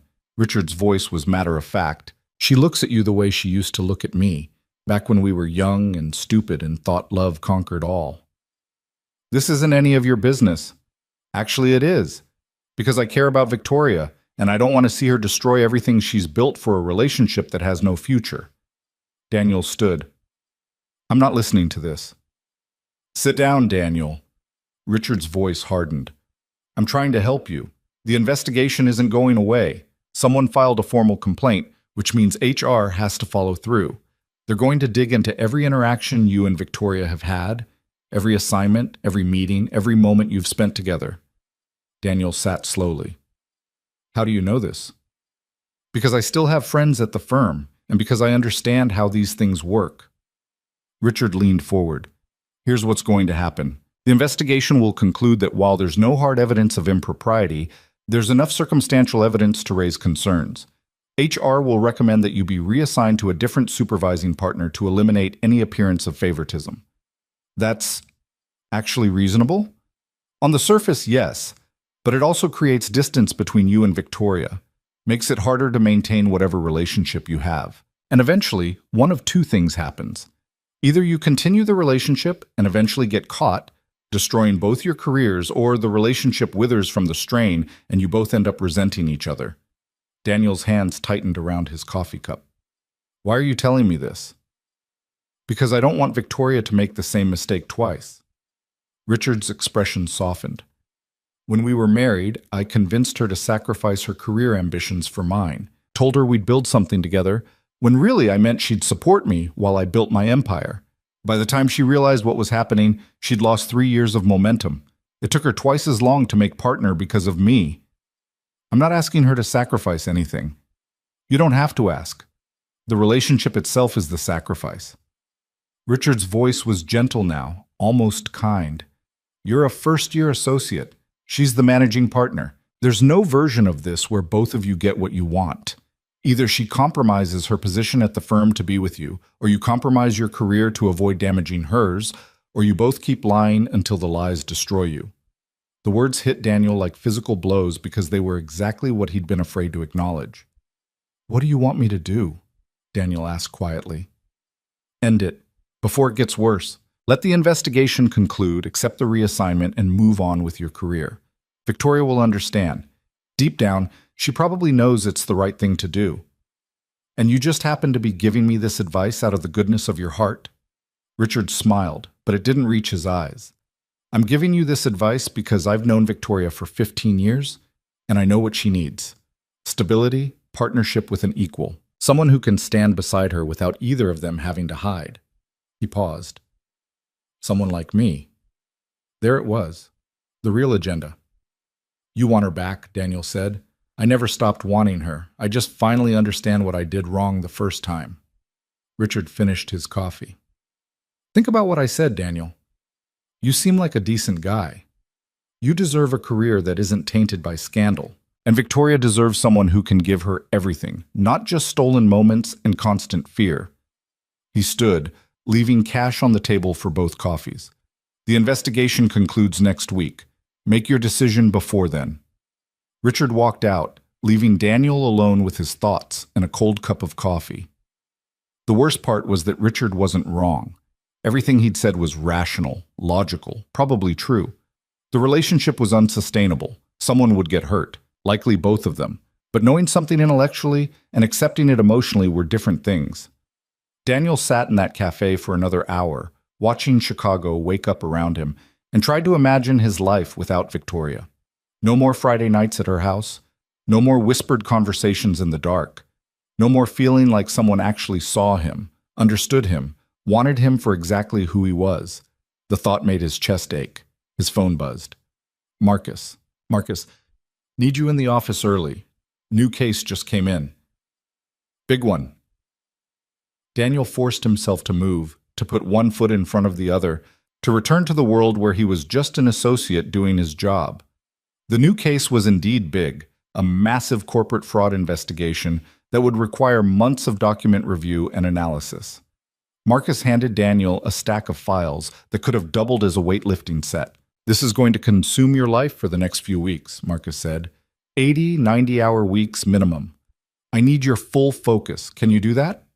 Daniel looked at the files, then at Marcus. Yes. Good. Because if you pull this off, it'll make your career. Everyone will forget about whatever nonsense is happening with the investigation. Daniel carried the files to his office and got to work. And for the next week, he did exactly what Marcus asked. He focused. Completely. Obsessively. He worked 16-hour days, analyzing financial records, building timelines, identifying patterns of fraud. He barely slept, barely ate, barely thought about anything except the case in front of him. It was easier than thinking about Victoria. The investigation concluded on a Wednesday afternoon. Sarah Chen called Daniel back to her office, her expression professionally neutral. The investigation found no evidence of explicit policy violations, she said. Your work assignments appear to have been based on merit, and your performance evaluations are consistent with the quality of work you've produced. Relief flooded through Daniel. So I'm cleared? However, Sarah continued, to ensure continued transparency and eliminate any appearance of impropriety, we're reassigning you to a different supervising partner effective immediately. You'll be working under Patricia Morrison in the litigation department. Daniel nodded. It was exactly what Richard had predicted. I understand. Additionally, all interactions with managing partner Hale should go through proper channels and be documented. No private meetings or communications unless work-related and witnessed by others. Of course. This isn't a punishment, Mr. Brooks. It's a precautionary measure to protect both you and Ms. Hale from further allegations.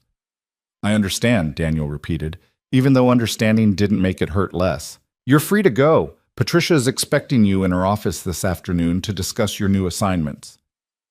Daniel left HR for the second time in a week, this time with official permission to never see Victoria alone again. He made it to the bathroom before the weight of it all crashed down on him. They'd survived the investigation, but at what cost? They couldn't meet, couldn't talk, couldn't even be in a room together without witnesses. The relationship that had felt so vital, so necessary, was being systematically dismantled by corporate policy. His phone buzzed. Finally, Victoria. Victoria. I heard. Are you okay? Daniel. I'm fine. Career's intact. Victoria. That's not what I asked. Daniel. I don't know how to answer that question. 3 dots appeared and disappeared. Appeared again. Victoria. We need to talk. Not here, not now, but soon. Daniel. When? Victoria. I'll figure something out. Just don't give up on this yet, please. Daniel stared at the message, torn between hope and despair. What was there left to give up on? They couldn't see each other, couldn't be together, couldn't have anything resembling a normal relationship. But he typed back anyway. I won't. The rest of the week passed in a blur of new assignments and careful navigation. Patricia Morrison was brilliant but demanding, throwing complex cases at Daniel with the expectation that he'd handle them flawlessly. He did. Because work was the one thing he could control, the one place where effort translated directly into results. He saw Victoria exactly twice. Once in a hallway, where they nodded professionally and kept walking. Once in a conference room full of partners, where she provided feedback on a memo he'd written with the same cool precision she showed everyone else. Each time felt like a small death. Friday evening, Daniel was packing up to leave when his phone rang. Unknown number. He almost ignored it, but something made him answer. Hello? Daniel Brooks? A woman's voice, vaguely familiar. Yes? This is Emma's grandmother. I'm calling because... She paused, and Daniel heard something in her voice he'd never heard before. Fear. Emma's in the hospital. The world stopped. What happened? Daniel was already grabbing his coat, his keys, his wallet. She had an asthma attack at school, a bad one. They rushed her to Children's Hospital, and her voice cracked.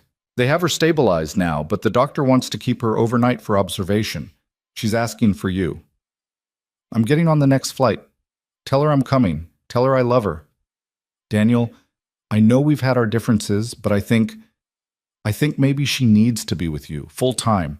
The separation is hard on her. She cries for you every night. Guilt hit Daniel like a freight train.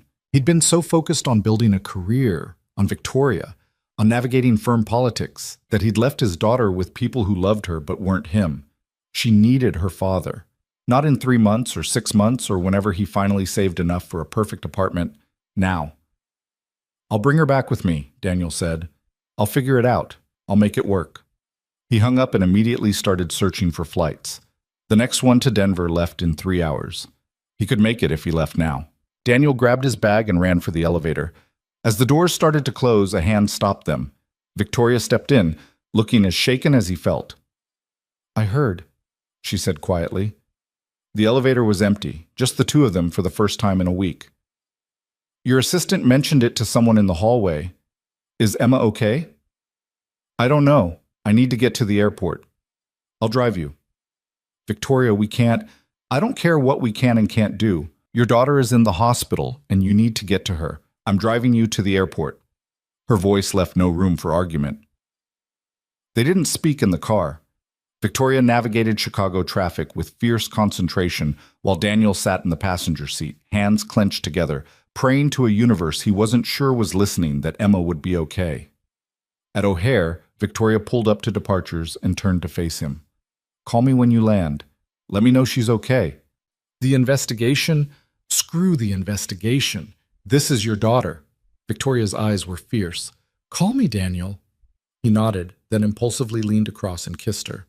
Quick, desperate, not caring who might see. When he pulled back, Victoria's hand came up to touch her lips, her expression somewhere between shock and tenderness. Go, she whispered. Go be with your daughter. Daniel ran. The flight was 2.5 hours of pure torture. Every worst-case scenario played through his mind on repeat. By the time he landed in Denver and got to Children's Hospital, he was barely holding himself together. Emma was in a room on the pediatric floor, small and pale in a bed too big for her, oxygen tubes in her nose. But when she saw Daniel in the doorway, her face lit up. Daddy! He crossed to her in 3 strides, gathering her carefully into his arms. She felt so fragile, so impossibly small. I'm here, baby. I'm here. You're going to be okay. I couldn't breathe, Emma whispered against his chest. It was scary. I know, but you're safe now. I've got you. Her grandmother stood in the corner, tears streaming down her face. The doctor said she'll be fine. They just want to monitor her through the night. Daniel nodded, unable to speak around the lump in his throat. He stayed with Emma all night, holding her hand while she slept, watching the monitors, counting every breath. The doctor came in around dawn and confirmed she was stable, that the attack had been severe, but she'd recovered well. Has she been under unusual stress? The doctor asked. Sometimes emotional factors can trigger episodes in children with asthma. Daniel thought about all the phone calls where Emma had asked when she could come home, all the tears her grandmother had mentioned, all the nights his daughter had cried herself to sleep missing her father. Yes, he said quietly. She's been under stress. Managing that stress is important. Stability, routine, familiar environments, they all help. After the doctor left, Daniel sat beside Emma's bed and made a decision. When she woke up, he was ready. How would you like to come live with me in Chicago? Her eyes went wide. Really? Now. Now. We'll fly back together. My apartment isn't fancy, but we'll make it work until I can find us something better. And you'll start at a new school, and we'll figure everything out together. How does that sound? Emma's answer was to throw her arms around his neck and hold on like she'd never let go. Daniel called Victoria from the hospital cafeteria while Emma was being discharged. She's okay, he said when Victoria answered on the first ring. And she's coming back to Chicago with me. Daniel, that's wonderful. Victoria's voice was warm with genuine happiness. When? Tomorrow. I'm flying back with her tomorrow afternoon. Do you need help with school enrollment or finding a bigger apartment or... I need to do this myself, Daniel interrupted gently. I need to prove I can take care of her, but thank you. Victoria was quiet for a moment. This changes things. I know.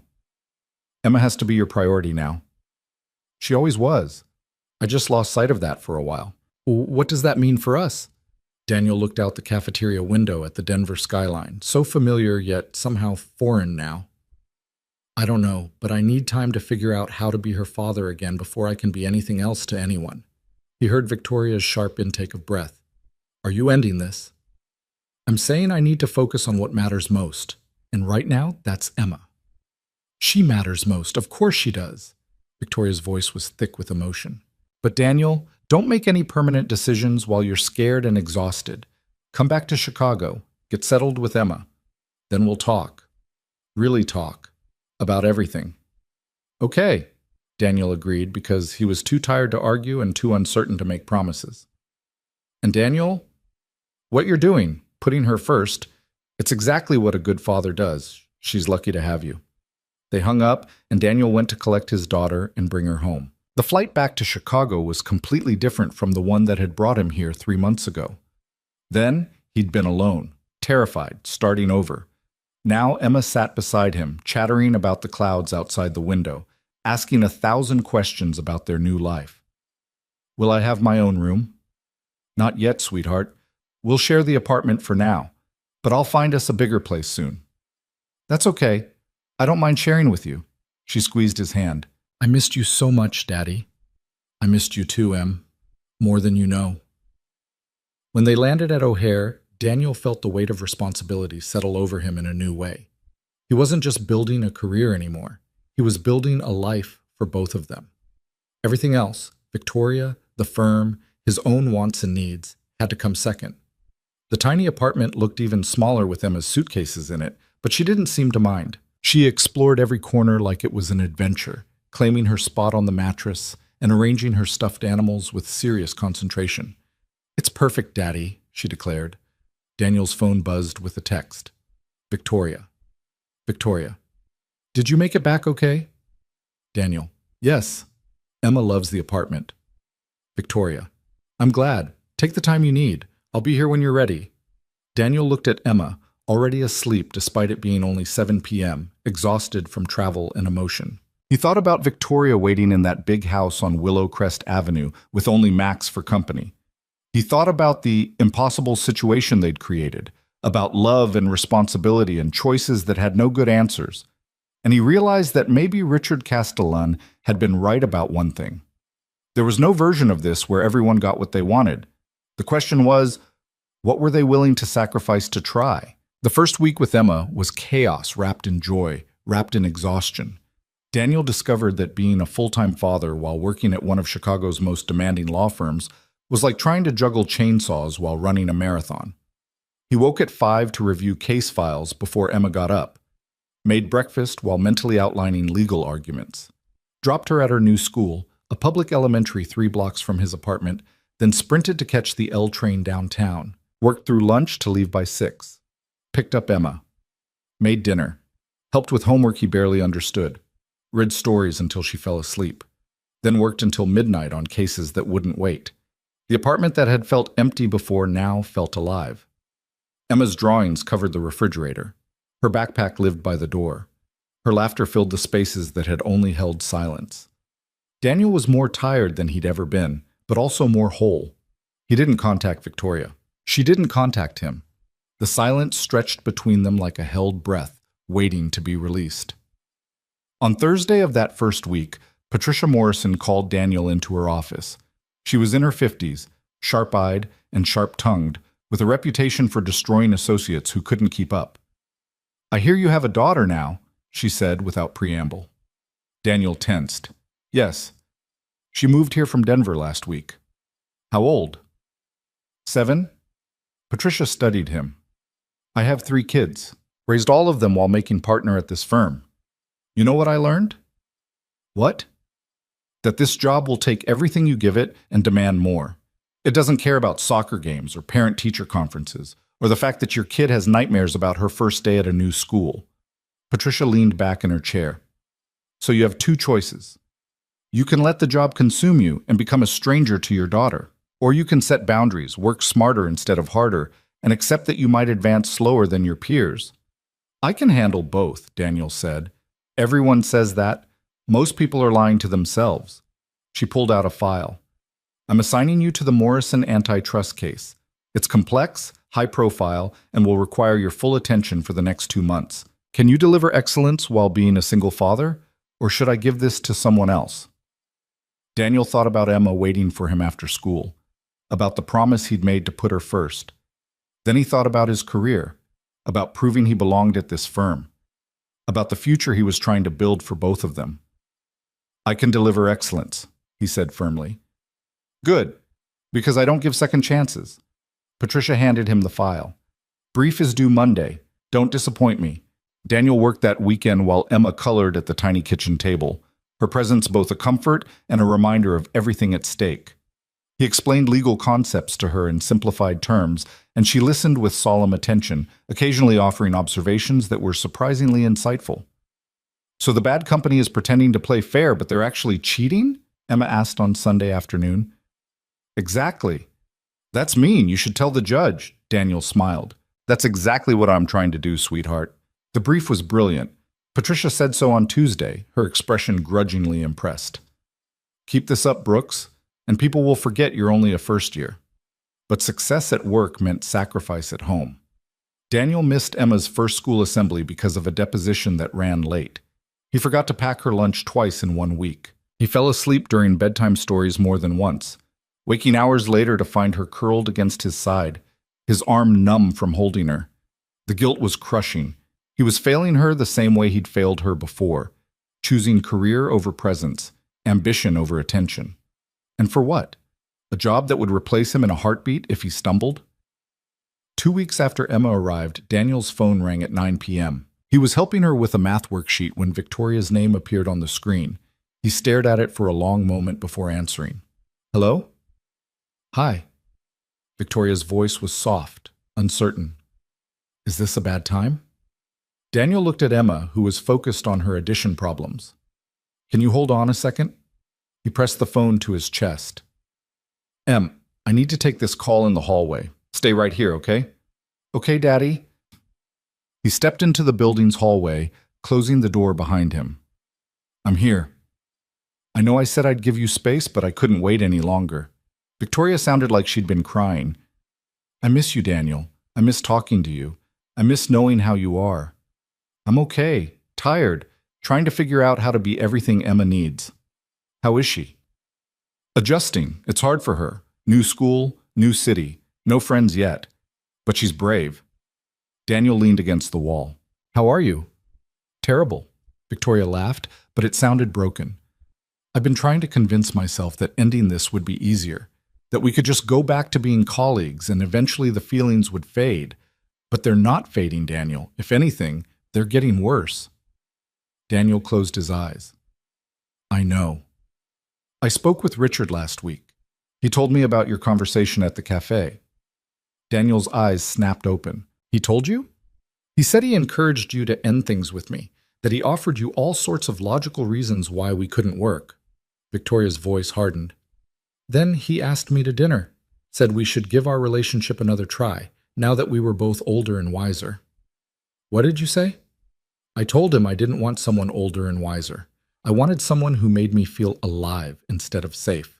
Someone who challenged me to want more than just work and reputation. Someone like you. She paused. Then I told him to leave my office and not come back. Despite everything, Daniel felt warmth spread through his chest.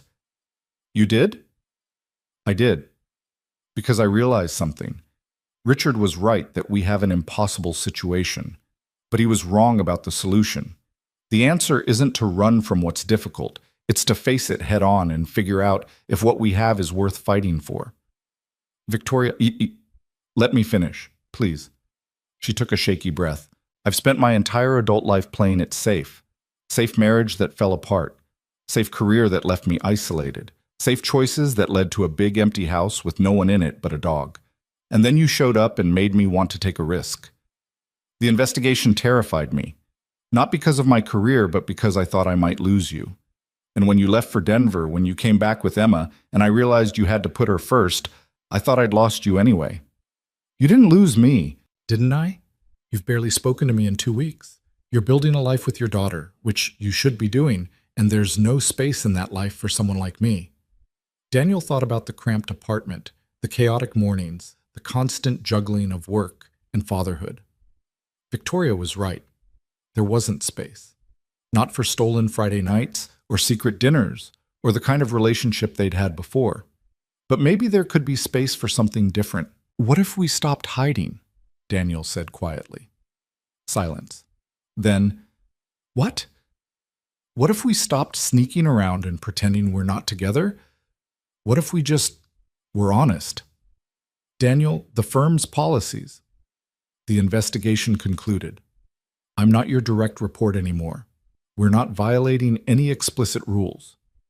His voice grew stronger. Yes, people will talk. Yes, it might be complicated. But we've been so focused on protecting our careers that we haven't considered whether the hiding is what's actually destroying us. If we go public, there will be consequences, Victoria said. Partners will question my judgment. Associates will claim favoritism regardless of the truth. Your career advancement might be affected. I know, but I'm tired of living in shadows. I'm tired of pretending the most important relationship in my life doesn't exist. Daniel pressed his hand against the wall. Emma deserves to see her father in a healthy relationship, not sneaking around like we're doing something wrong, but being honest about caring for someone. You want me to meet Emma? Eventually, when the time is right. But first, I want to be able to acknowledge that we're together. No more secret texts, no more pretending at the office. Just two people who happen to work at the same firm and happen to care about each other. Oh, Victoria was quiet for a long moment. That's terrifying. I know. But also brave and honest and exactly what I need to hear. Her voice cracked. When can I see you? This weekend. Can you come to my apartment? I want you to meet Emma, properly. Not as my boss or some stranger, but as someone important to me. Are you sure she's ready for that? Daniel thought about Emma's question a few days ago when she'd asked why he seemed sad. He'd told her he missed a friend. She'd said maybe he should call that friend then, because friends make people happy. She's ready, Daniel said. The question is, are you? Yes. No hesitation. Text me your address. I'll be there Saturday afternoon. They hung up, and Daniel stood in the hallway for a moment, heart racing, wondering if he'd just made the best decision of his life or the worst. Then he went back inside to find Emma waiting with her math worksheet completed. Did you finish your call with your friend? She asked. Daniel sat beside her. I did, and actually I wanted to talk to you about something. Emma set down her pencil, giving him her full attention. At 7 years old, she already had an old soul, shaped by a childhood that had required too much resilience too soon. I have a friend named Victoria, Daniel started carefully. She's someone very special to me, and I was wondering how you'd feel about meeting her this weekend. Is she your girlfriend? Leave it to Emma to cut straight through. Kind of. It's complicated because we work together, but yes, she's important to me. Emma considered this seriously. Does she make you happy? Very happy. Then I want to meet her. Emma smiled. Does she like drawing? Because I'm really good at drawing now. Daniel pulled his daughter into a hug, grateful for her generous heart. I bet she'd love to see your drawings. The rest of the week passed in a blur of preparation. Daniel cleaned the apartment obsessively, bought groceries for the first time in months, tried to make the cramped space look presentable. He was nervous in a way he hadn't been since his first date in high school. Emma, by contrast, was excited. She drew pictures to show Victoria, picked out her favorite books, asked 1,000 questions about what Victoria liked and didn't like. Does she have any kids? Emma asked on Friday night. No, it's just her and her dog, Max. She has a dog? Emma's eyes went wide. Can we meet Max too? Maybe, we'll see. Saturday arrived cold and bright.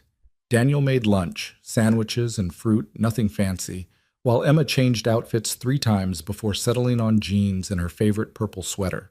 She was buzzing with energy, practically vibrating with anticipation. At 1 p.m., there was a knock on the door. Daniel opened it to find Victoria standing in the hallway, looking more nervous than he'd ever seen her. She wore jeans and a simple sweater, her hair down, minimal makeup. She looked beautiful and real and terrified.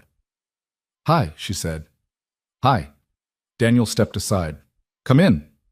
Victoria entered the tiny apartment, and Daniel saw her take in the space, the mattress on the floor, the makeshift kitchen, Emma's drawings everywhere. If she was shocked by how small it was, she didn't show it. Emma appeared from behind Daniel, suddenly shy. Victoria, this is Emma, Daniel said. Emma, this is my friend Victoria. Victoria knelt down to Emma's level, smiling warmly. It's so nice to meet you, Emma. Your dad has told me wonderful things about you. He told me about you too, Emma said, and about your dog. Max, he would love to meet you sometime. He's very friendly. I like dogs. Emma seemed to make a decision. Do you want to see my drawings? I would love nothing more. For the next hour, Daniel watched Victoria and Emma sit on the floor together, going through Emma's artwork with serious attention. Victoria asked questions, offered genuine compliments, and somehow knew exactly how to talk to a 7-year-old without being condescending. They ate lunch at the tiny kitchen table, Emma chattering about school and her new teacher and the friend she'd made named Sophie, who liked the same books she did. Victoria listened like Emma was the most interesting person in the world. After lunch, Emma asked if Victoria wanted to play a board game. They ended up on the floor playing Sorry for an hour, Emma squealing with delight every time she sent someone back to start, Victoria laughing in a way Daniel had never heard before, free and unguarded. Around 4, Emma started to get tired. Daniel sent her to lie down with a book, and she went without protest, worn out from excitement. Victoria and Daniel sat on the couch, really just a futon he'd bought off Craigslist, finally alone. "She's incredible," Victoria said softly. "You've done an amazing job with her. She's easy to love. Still, raising a child alone while building a career, that takes strength I can't imagine." They sat close but not touching, both aware they were in new territory now. "This is different," Daniel said. "You being here, meeting Emma, it makes everything more real." "Does that scare you?" "Terrifies me, but in a good way." He took her hand. "I meant what I said on the phone. I want to stop hiding. I want people to know we're together." Victoria laced her fingers through his. "I talked to the senior partners this week, told them I was seeing someone at the firm, that it wasn't a conflict of interest since we don't work together directly, but that I wanted them to know for transparency." Daniel's heart stopped. "You did what?" "I told them, before you could change your mind about going public, I wanted to make sure I'd already taken the leap." She smiled nervously. They weren't thrilled, but they acknowledged we weren't violating any policies. HR will document it. People will gossip. But it's done. We're official. "You could have lost your position." "I could have. But I realized I'd rather risk my position than lose you." Victoria turned to face him fully. "I spent too many years letting fear make my decisions. I don't want to do that anymore. I want to choose bravery. I want to choose you." Daniel kissed her, and it felt different than all the kisses before. Not stolen or desperate or shadowed by secrecy, just honest and real and right. When they broke apart, Victoria was smiling. "So what happens now?" "Now we figure out how to make this work. You and me and Emma. No more hiding, no more pretending, just us. I don't know how to date someone with a child. I don't know how to date someone at all. I've been a single father since I was 21. Daniel laughed. "We'll figure it out together." "Will people at work make it difficult?" "Probably, but we'll deal with it." He squeezed her hand. "The investigation already happened. We survived that. Everything else is just noise." Victoria leaned her head on his shoulder.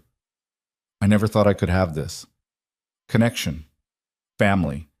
Someone who sees me as more than my job. You can have it. You can have all of it." They sat like that until Emma emerged from the bedroom, sleepy-eyed and clutching her stuffed rabbit. "Is Victoria still here?" she asked hopefully. "I'm still here," Victoria confirmed. "Did you have a good rest?" Emma climbed onto the couch between them, fitting perfectly in the small space. "Will you come back and visit us again?" Victoria looked at Daniel, question in her eyes. He nodded. "I would love to," Victoria told Emma. "Maybe next time you could come visit me and Max at my house. Would you like that?" "Really? We could visit your house?" "Absolutely. Max needs someone to throw his ball for him. He'd be thrilled to meet you." Emma beamed, then yawned widely. Daniel knew she'd crash soon, the emotional energy of the day catching up with her. "Why don't you go pick out a book?" Daniel suggested. "Victoria and I will read it with you before she has to leave." Emma scampered off to her small pile of books, and Victoria turned to Daniel. "Before she has to leave?" Victoria repeated. "Does that mean I can't stay for dinner?" "You can stay for dinner, and for bedtime stories, and for as long as you want." Daniel brushed a strand of hair from her face. "This is real now, Victoria. You're part of our lives. No more just visiting on Friday nights. You're here. Really here." Tears sparkled in Victoria's eyes. "I want that. More than I can say." Emma returned with 3 books, clearly hedging her bets. They ended up reading all 3. Emma nestled between them, Victoria doing different voices for different characters that made Emma giggle uncontrollably. After Emma fell asleep, Daniel carried her to the mattress and tucked her in. When he returned to the living room, Victoria was looking out the small window at the Chicago skyline in the distance. "This apartment is terrible," she said, without turning around. "I know. You and Emma deserve better." We'll get there. I just started at the firm. Give me a year or two to save up. Victoria turned to face him. Move in with me. Daniel froze. What? Move in with me, you and Emma. I have 5 bedrooms sitting empty. She could have her own room decorated however she wants. A yard for her to play in, a good school district. And you'd be closer to the office, which means more time with her instead of commuting. Victoria, that's huge. I know. And maybe it's too fast. Maybe you need more time. But I've spent years in that house alone, and having you there today, both of you, it felt like it was finally being used for its actual purpose. To be a home, not just a showcase. She stepped closer. I'm not asking you to marry me or make some giant commitment. I'm just asking you to stop struggling in this tiny apartment when there's a better option. Daniel's mind raced. Moving in together after only a few months of actually dating? It was reckless. Too fast. Potentially disastrous. But then he thought about Emma having her own room. About not having to choose between work and time with his daughter because of a long commute. About building a life with Victoria instead of grabbing stolen moments. Can I think about it? He asked. Of course. Take all the time you need. Victoria smiled. I should probably go let you have time with Emma. Daniel walked her to the door. Thank you for today, for being so good with her, for being brave enough to tell the partners about us. Thank you for letting me into your life, your real life, not just the parts that were convenient. She kissed him softly. I'll see you Monday at work, where I can actually acknowledge you exist. Looking forward to it. After Victoria left, Daniel sat in the quiet apartment and realized something had shifted. For the first time since arriving in Chicago, he felt like he was exactly where he was supposed to be. Not hiding, not pretending, not struggling alone, just living, honestly and completely. Monday morning at Morrison, Hale and Associates was different from the start. Daniel arrived to find people staring, whispering. The gossip about Victoria's announcement had spread over the weekend, and everyone knew. Jennifer cornered him by the coffee machine. Is it true? You and Victoria Hale? It's true, Daniel said calmly. How long? A few months. That's why you got all those good assignments. No, I got those assignments because I earned them. Victoria made sure of that. Daniel met Jennifer's eyes steadily. You can believe what you want, but my work speaks for itself. He walked away before she could respond, heading to Patricia's office for their scheduled meeting. Patricia looked up when he entered. I assume you've heard the speculation. Hard to miss. For the record, I've reviewed every assignment you've received since joining this firm. Your work is exemplary. Anyone suggesting otherwise is either jealous or blind. She leaned back in her chair. That said, you need to be better than everyone else now. Not just as good, better. Because people will be looking for reasons to discredit you. I understand. Good. Because I'm putting you first chair on the Morrison deposition next week. It's high profile, and you'll be up against one of the best defense attorneys in the city. Don't make me regret this. I won't. The deposition was indeed brutal. The opposing attorney tried every trick to rattle Daniel, but he'd prepared obsessively. Every question was precise. Every objection was well-founded. By the end of the day, he'd gotten testimony that would likely win the case. Word spread quickly. The first-year associate who'd held his own against a veteran. Suddenly, the whispers changed from skepticism to grudging respect. That Friday, Daniel got a call from the managing partner's office. Not Victoria. She was careful to maintain professional boundaries at work. Her assistant. Ms. Hale would like to see you in her office at 5 p.m. Are you available? Daniel's heart jumped. I'll be there. At 5, he took the elevator to the 40th floor. Victoria's assistant waved him through, and he entered the corner office with its stunning city views. Victoria stood by the window, professional in a navy suit, but when she turned and saw him, her expression softened. Close the door, she said. He did. I wanted to tell you officially, from managing partner to associate, that your work on the Morrison deposition was exceptional. You've proven yourself as one of the most talented junior attorneys at this firm. Thank you. I also wanted to tell you, from me to you, that I'm incredibly proud of you. Victoria's voice dropped.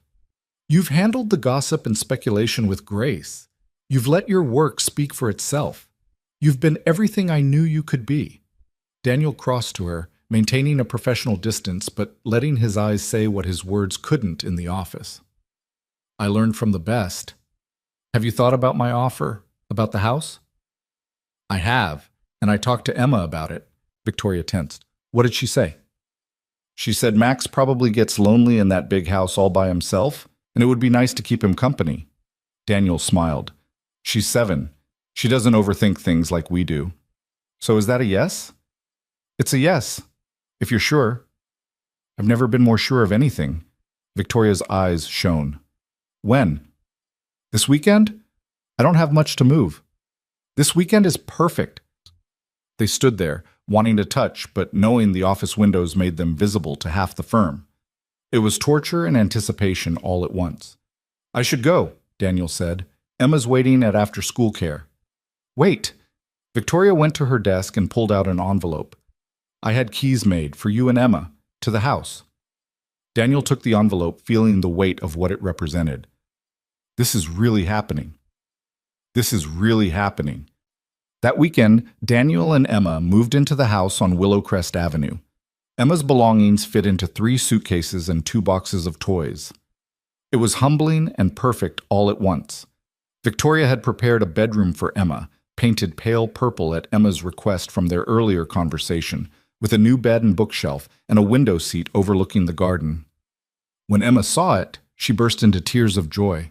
This is mine? Really mine? Really yours, Victoria confirmed. We can decorate it however you want, add posters or whatever makes you happy. Emma threw her arms around Victoria, and Daniel saw his girlfriend, his partner, melt into the embrace. This woman who'd thought she'd never have children now being hugged by his 7-year-old daughter like she was the most important person in the world. Max bounded over, and Emma squealed with delight, and suddenly the house that had been too quiet for too long was filled with laughter and chaos and life. That night, after Emma was asleep in her new room and Max was curled up on the floor beside her bed like a guardian, Daniel and Victoria sat on the back patio under the stars. This is terrifying, Victoria said. I have no idea what I'm doing. I've never been a parent. What if I'm terrible at it?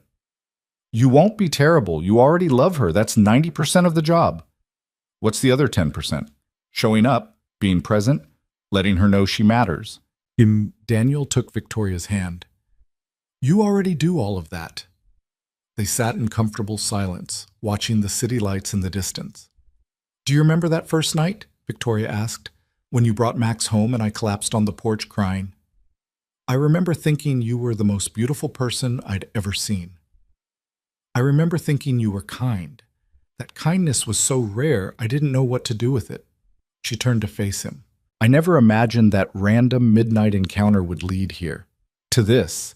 To you and Emma in my house, Max sleeping beside her bed, my life feeling full for the first time in years. What began with a lost dog, Daniel said softly, led to everything I didn't know I needed. Victoria kissed him. I love you, Daniel Brooks. I should have said it weeks ago, but I was scared. I'm not scared anymore. I love you too. Have since that night in your kitchen when you admitted you were falling for me. They sat under the Chicago sky, holding hands, watching the city breathe around them. Inside, Emma slept in her purple room. Max guarded her dreams, and for the first time since Daniel had stepped off that plane 3 months ago, terrified and alone, he felt like he'd found his place in this massive, indifferent city. Monday morning, Daniel walked into Morrison, Hale & Associates with Emma's hand in his. The firm had a policy allowing employees to bring children to work in emergencies, and Emma's school had a teacher planning day. People stared as he walked through the lobby with his daughter, both of them heading to Patricia's office, where Daniel had already cleared it for Emma to sit quietly while he worked. But before they reached Patricia's floor, the elevator stopped on 40. Victoria stepped in, professional and composed. Her eyes went to Emma, and her expression softened just slightly. Good morning, Mr. Brooks, she said formally. Good morning, Miss Hale. Daniel kept his voice equally professional. And you must be Emma. I've heard wonderful things about you. Emma smiled shyly. Hi, Ms. Victoria. Your father tells me you're an excellent artist. I like drawing. Well, perhaps sometime you could show me some of your work. Victoria's eyes met Daniel's for just a moment, warmth and love and promise in that glance. Then she looked away as the elevator doors opened on Patricia's floor. Have a good day, Mr. Brooks. Emma. As they stepped out, Emma looked up at Daniel. Ms. Victoria is nice. She is. And pretty. Very pretty. Do you think she'll really want to see my drawings? Daniel thought about the house they now shared, about Victoria's genuine delight in Emma's artwork, about the family they were building together despite all the odds. I know she will, sweetheart. I absolutely know she will.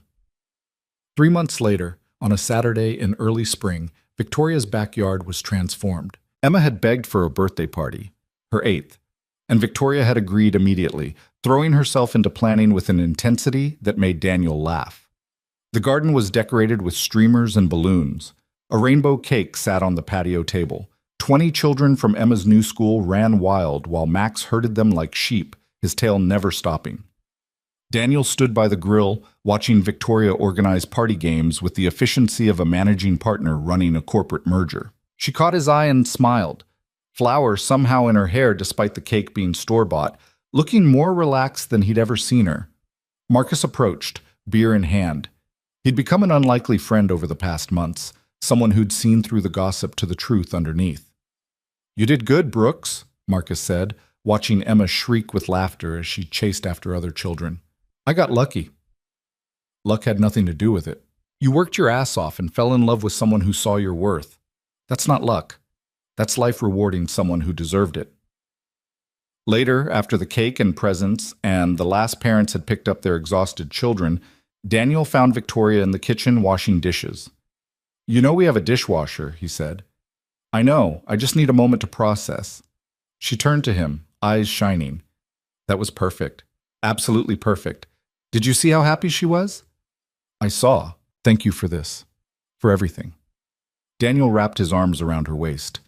"A year ago I was alone in a terrible apartment, terrified I'd fail. Now I'm here, with you, with Emma, with a life I never imagined I could have.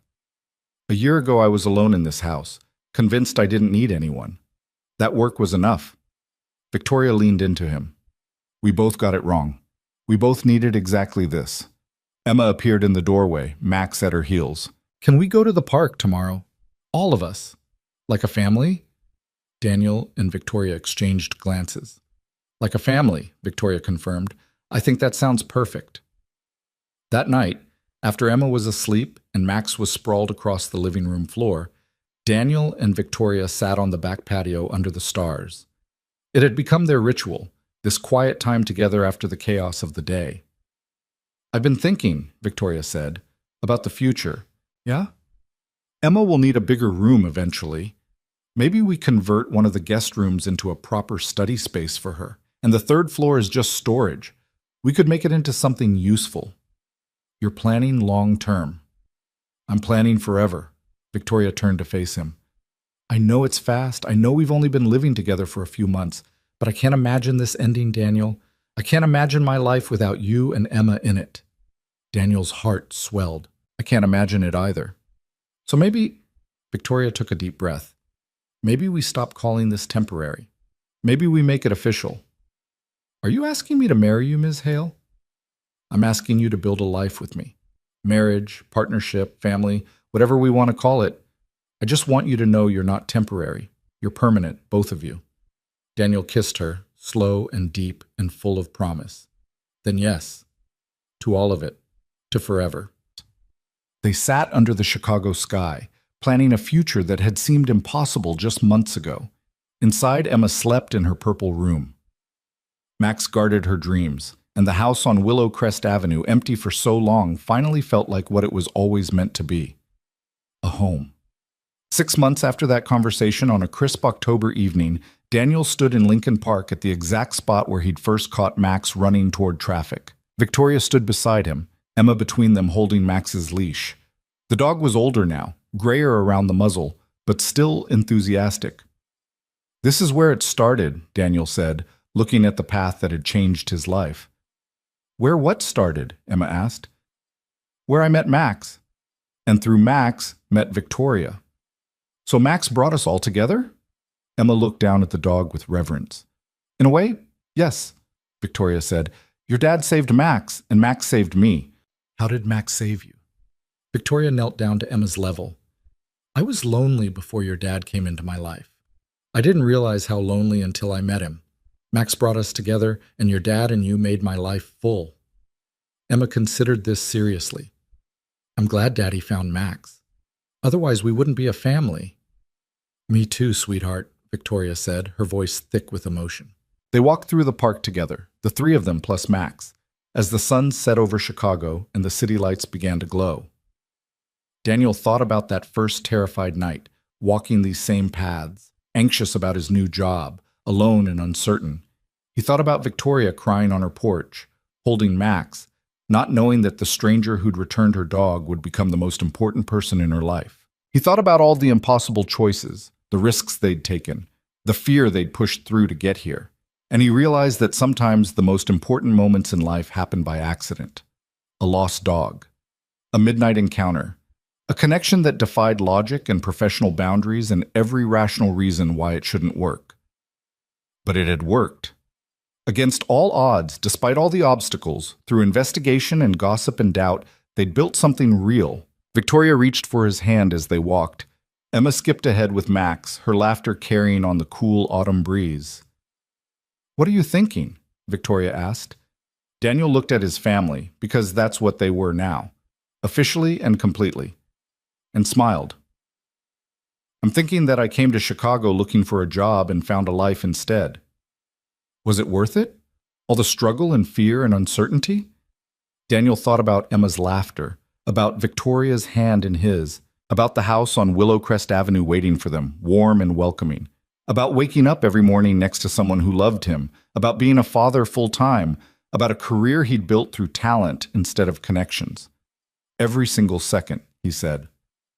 They walked home together through the Chicago evening, and the city that had once seemed so vast and indifferent now felt like exactly where they belonged. What had begun with a frightened dog running through the darkness had led them here, to family, to love, to the kind of happiness that comes from taking the risk of being truly seen.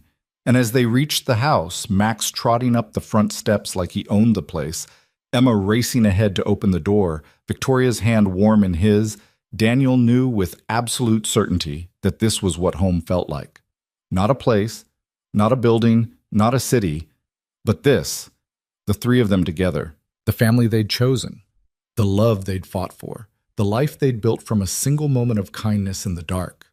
This was home, finally, completely, perfectly home.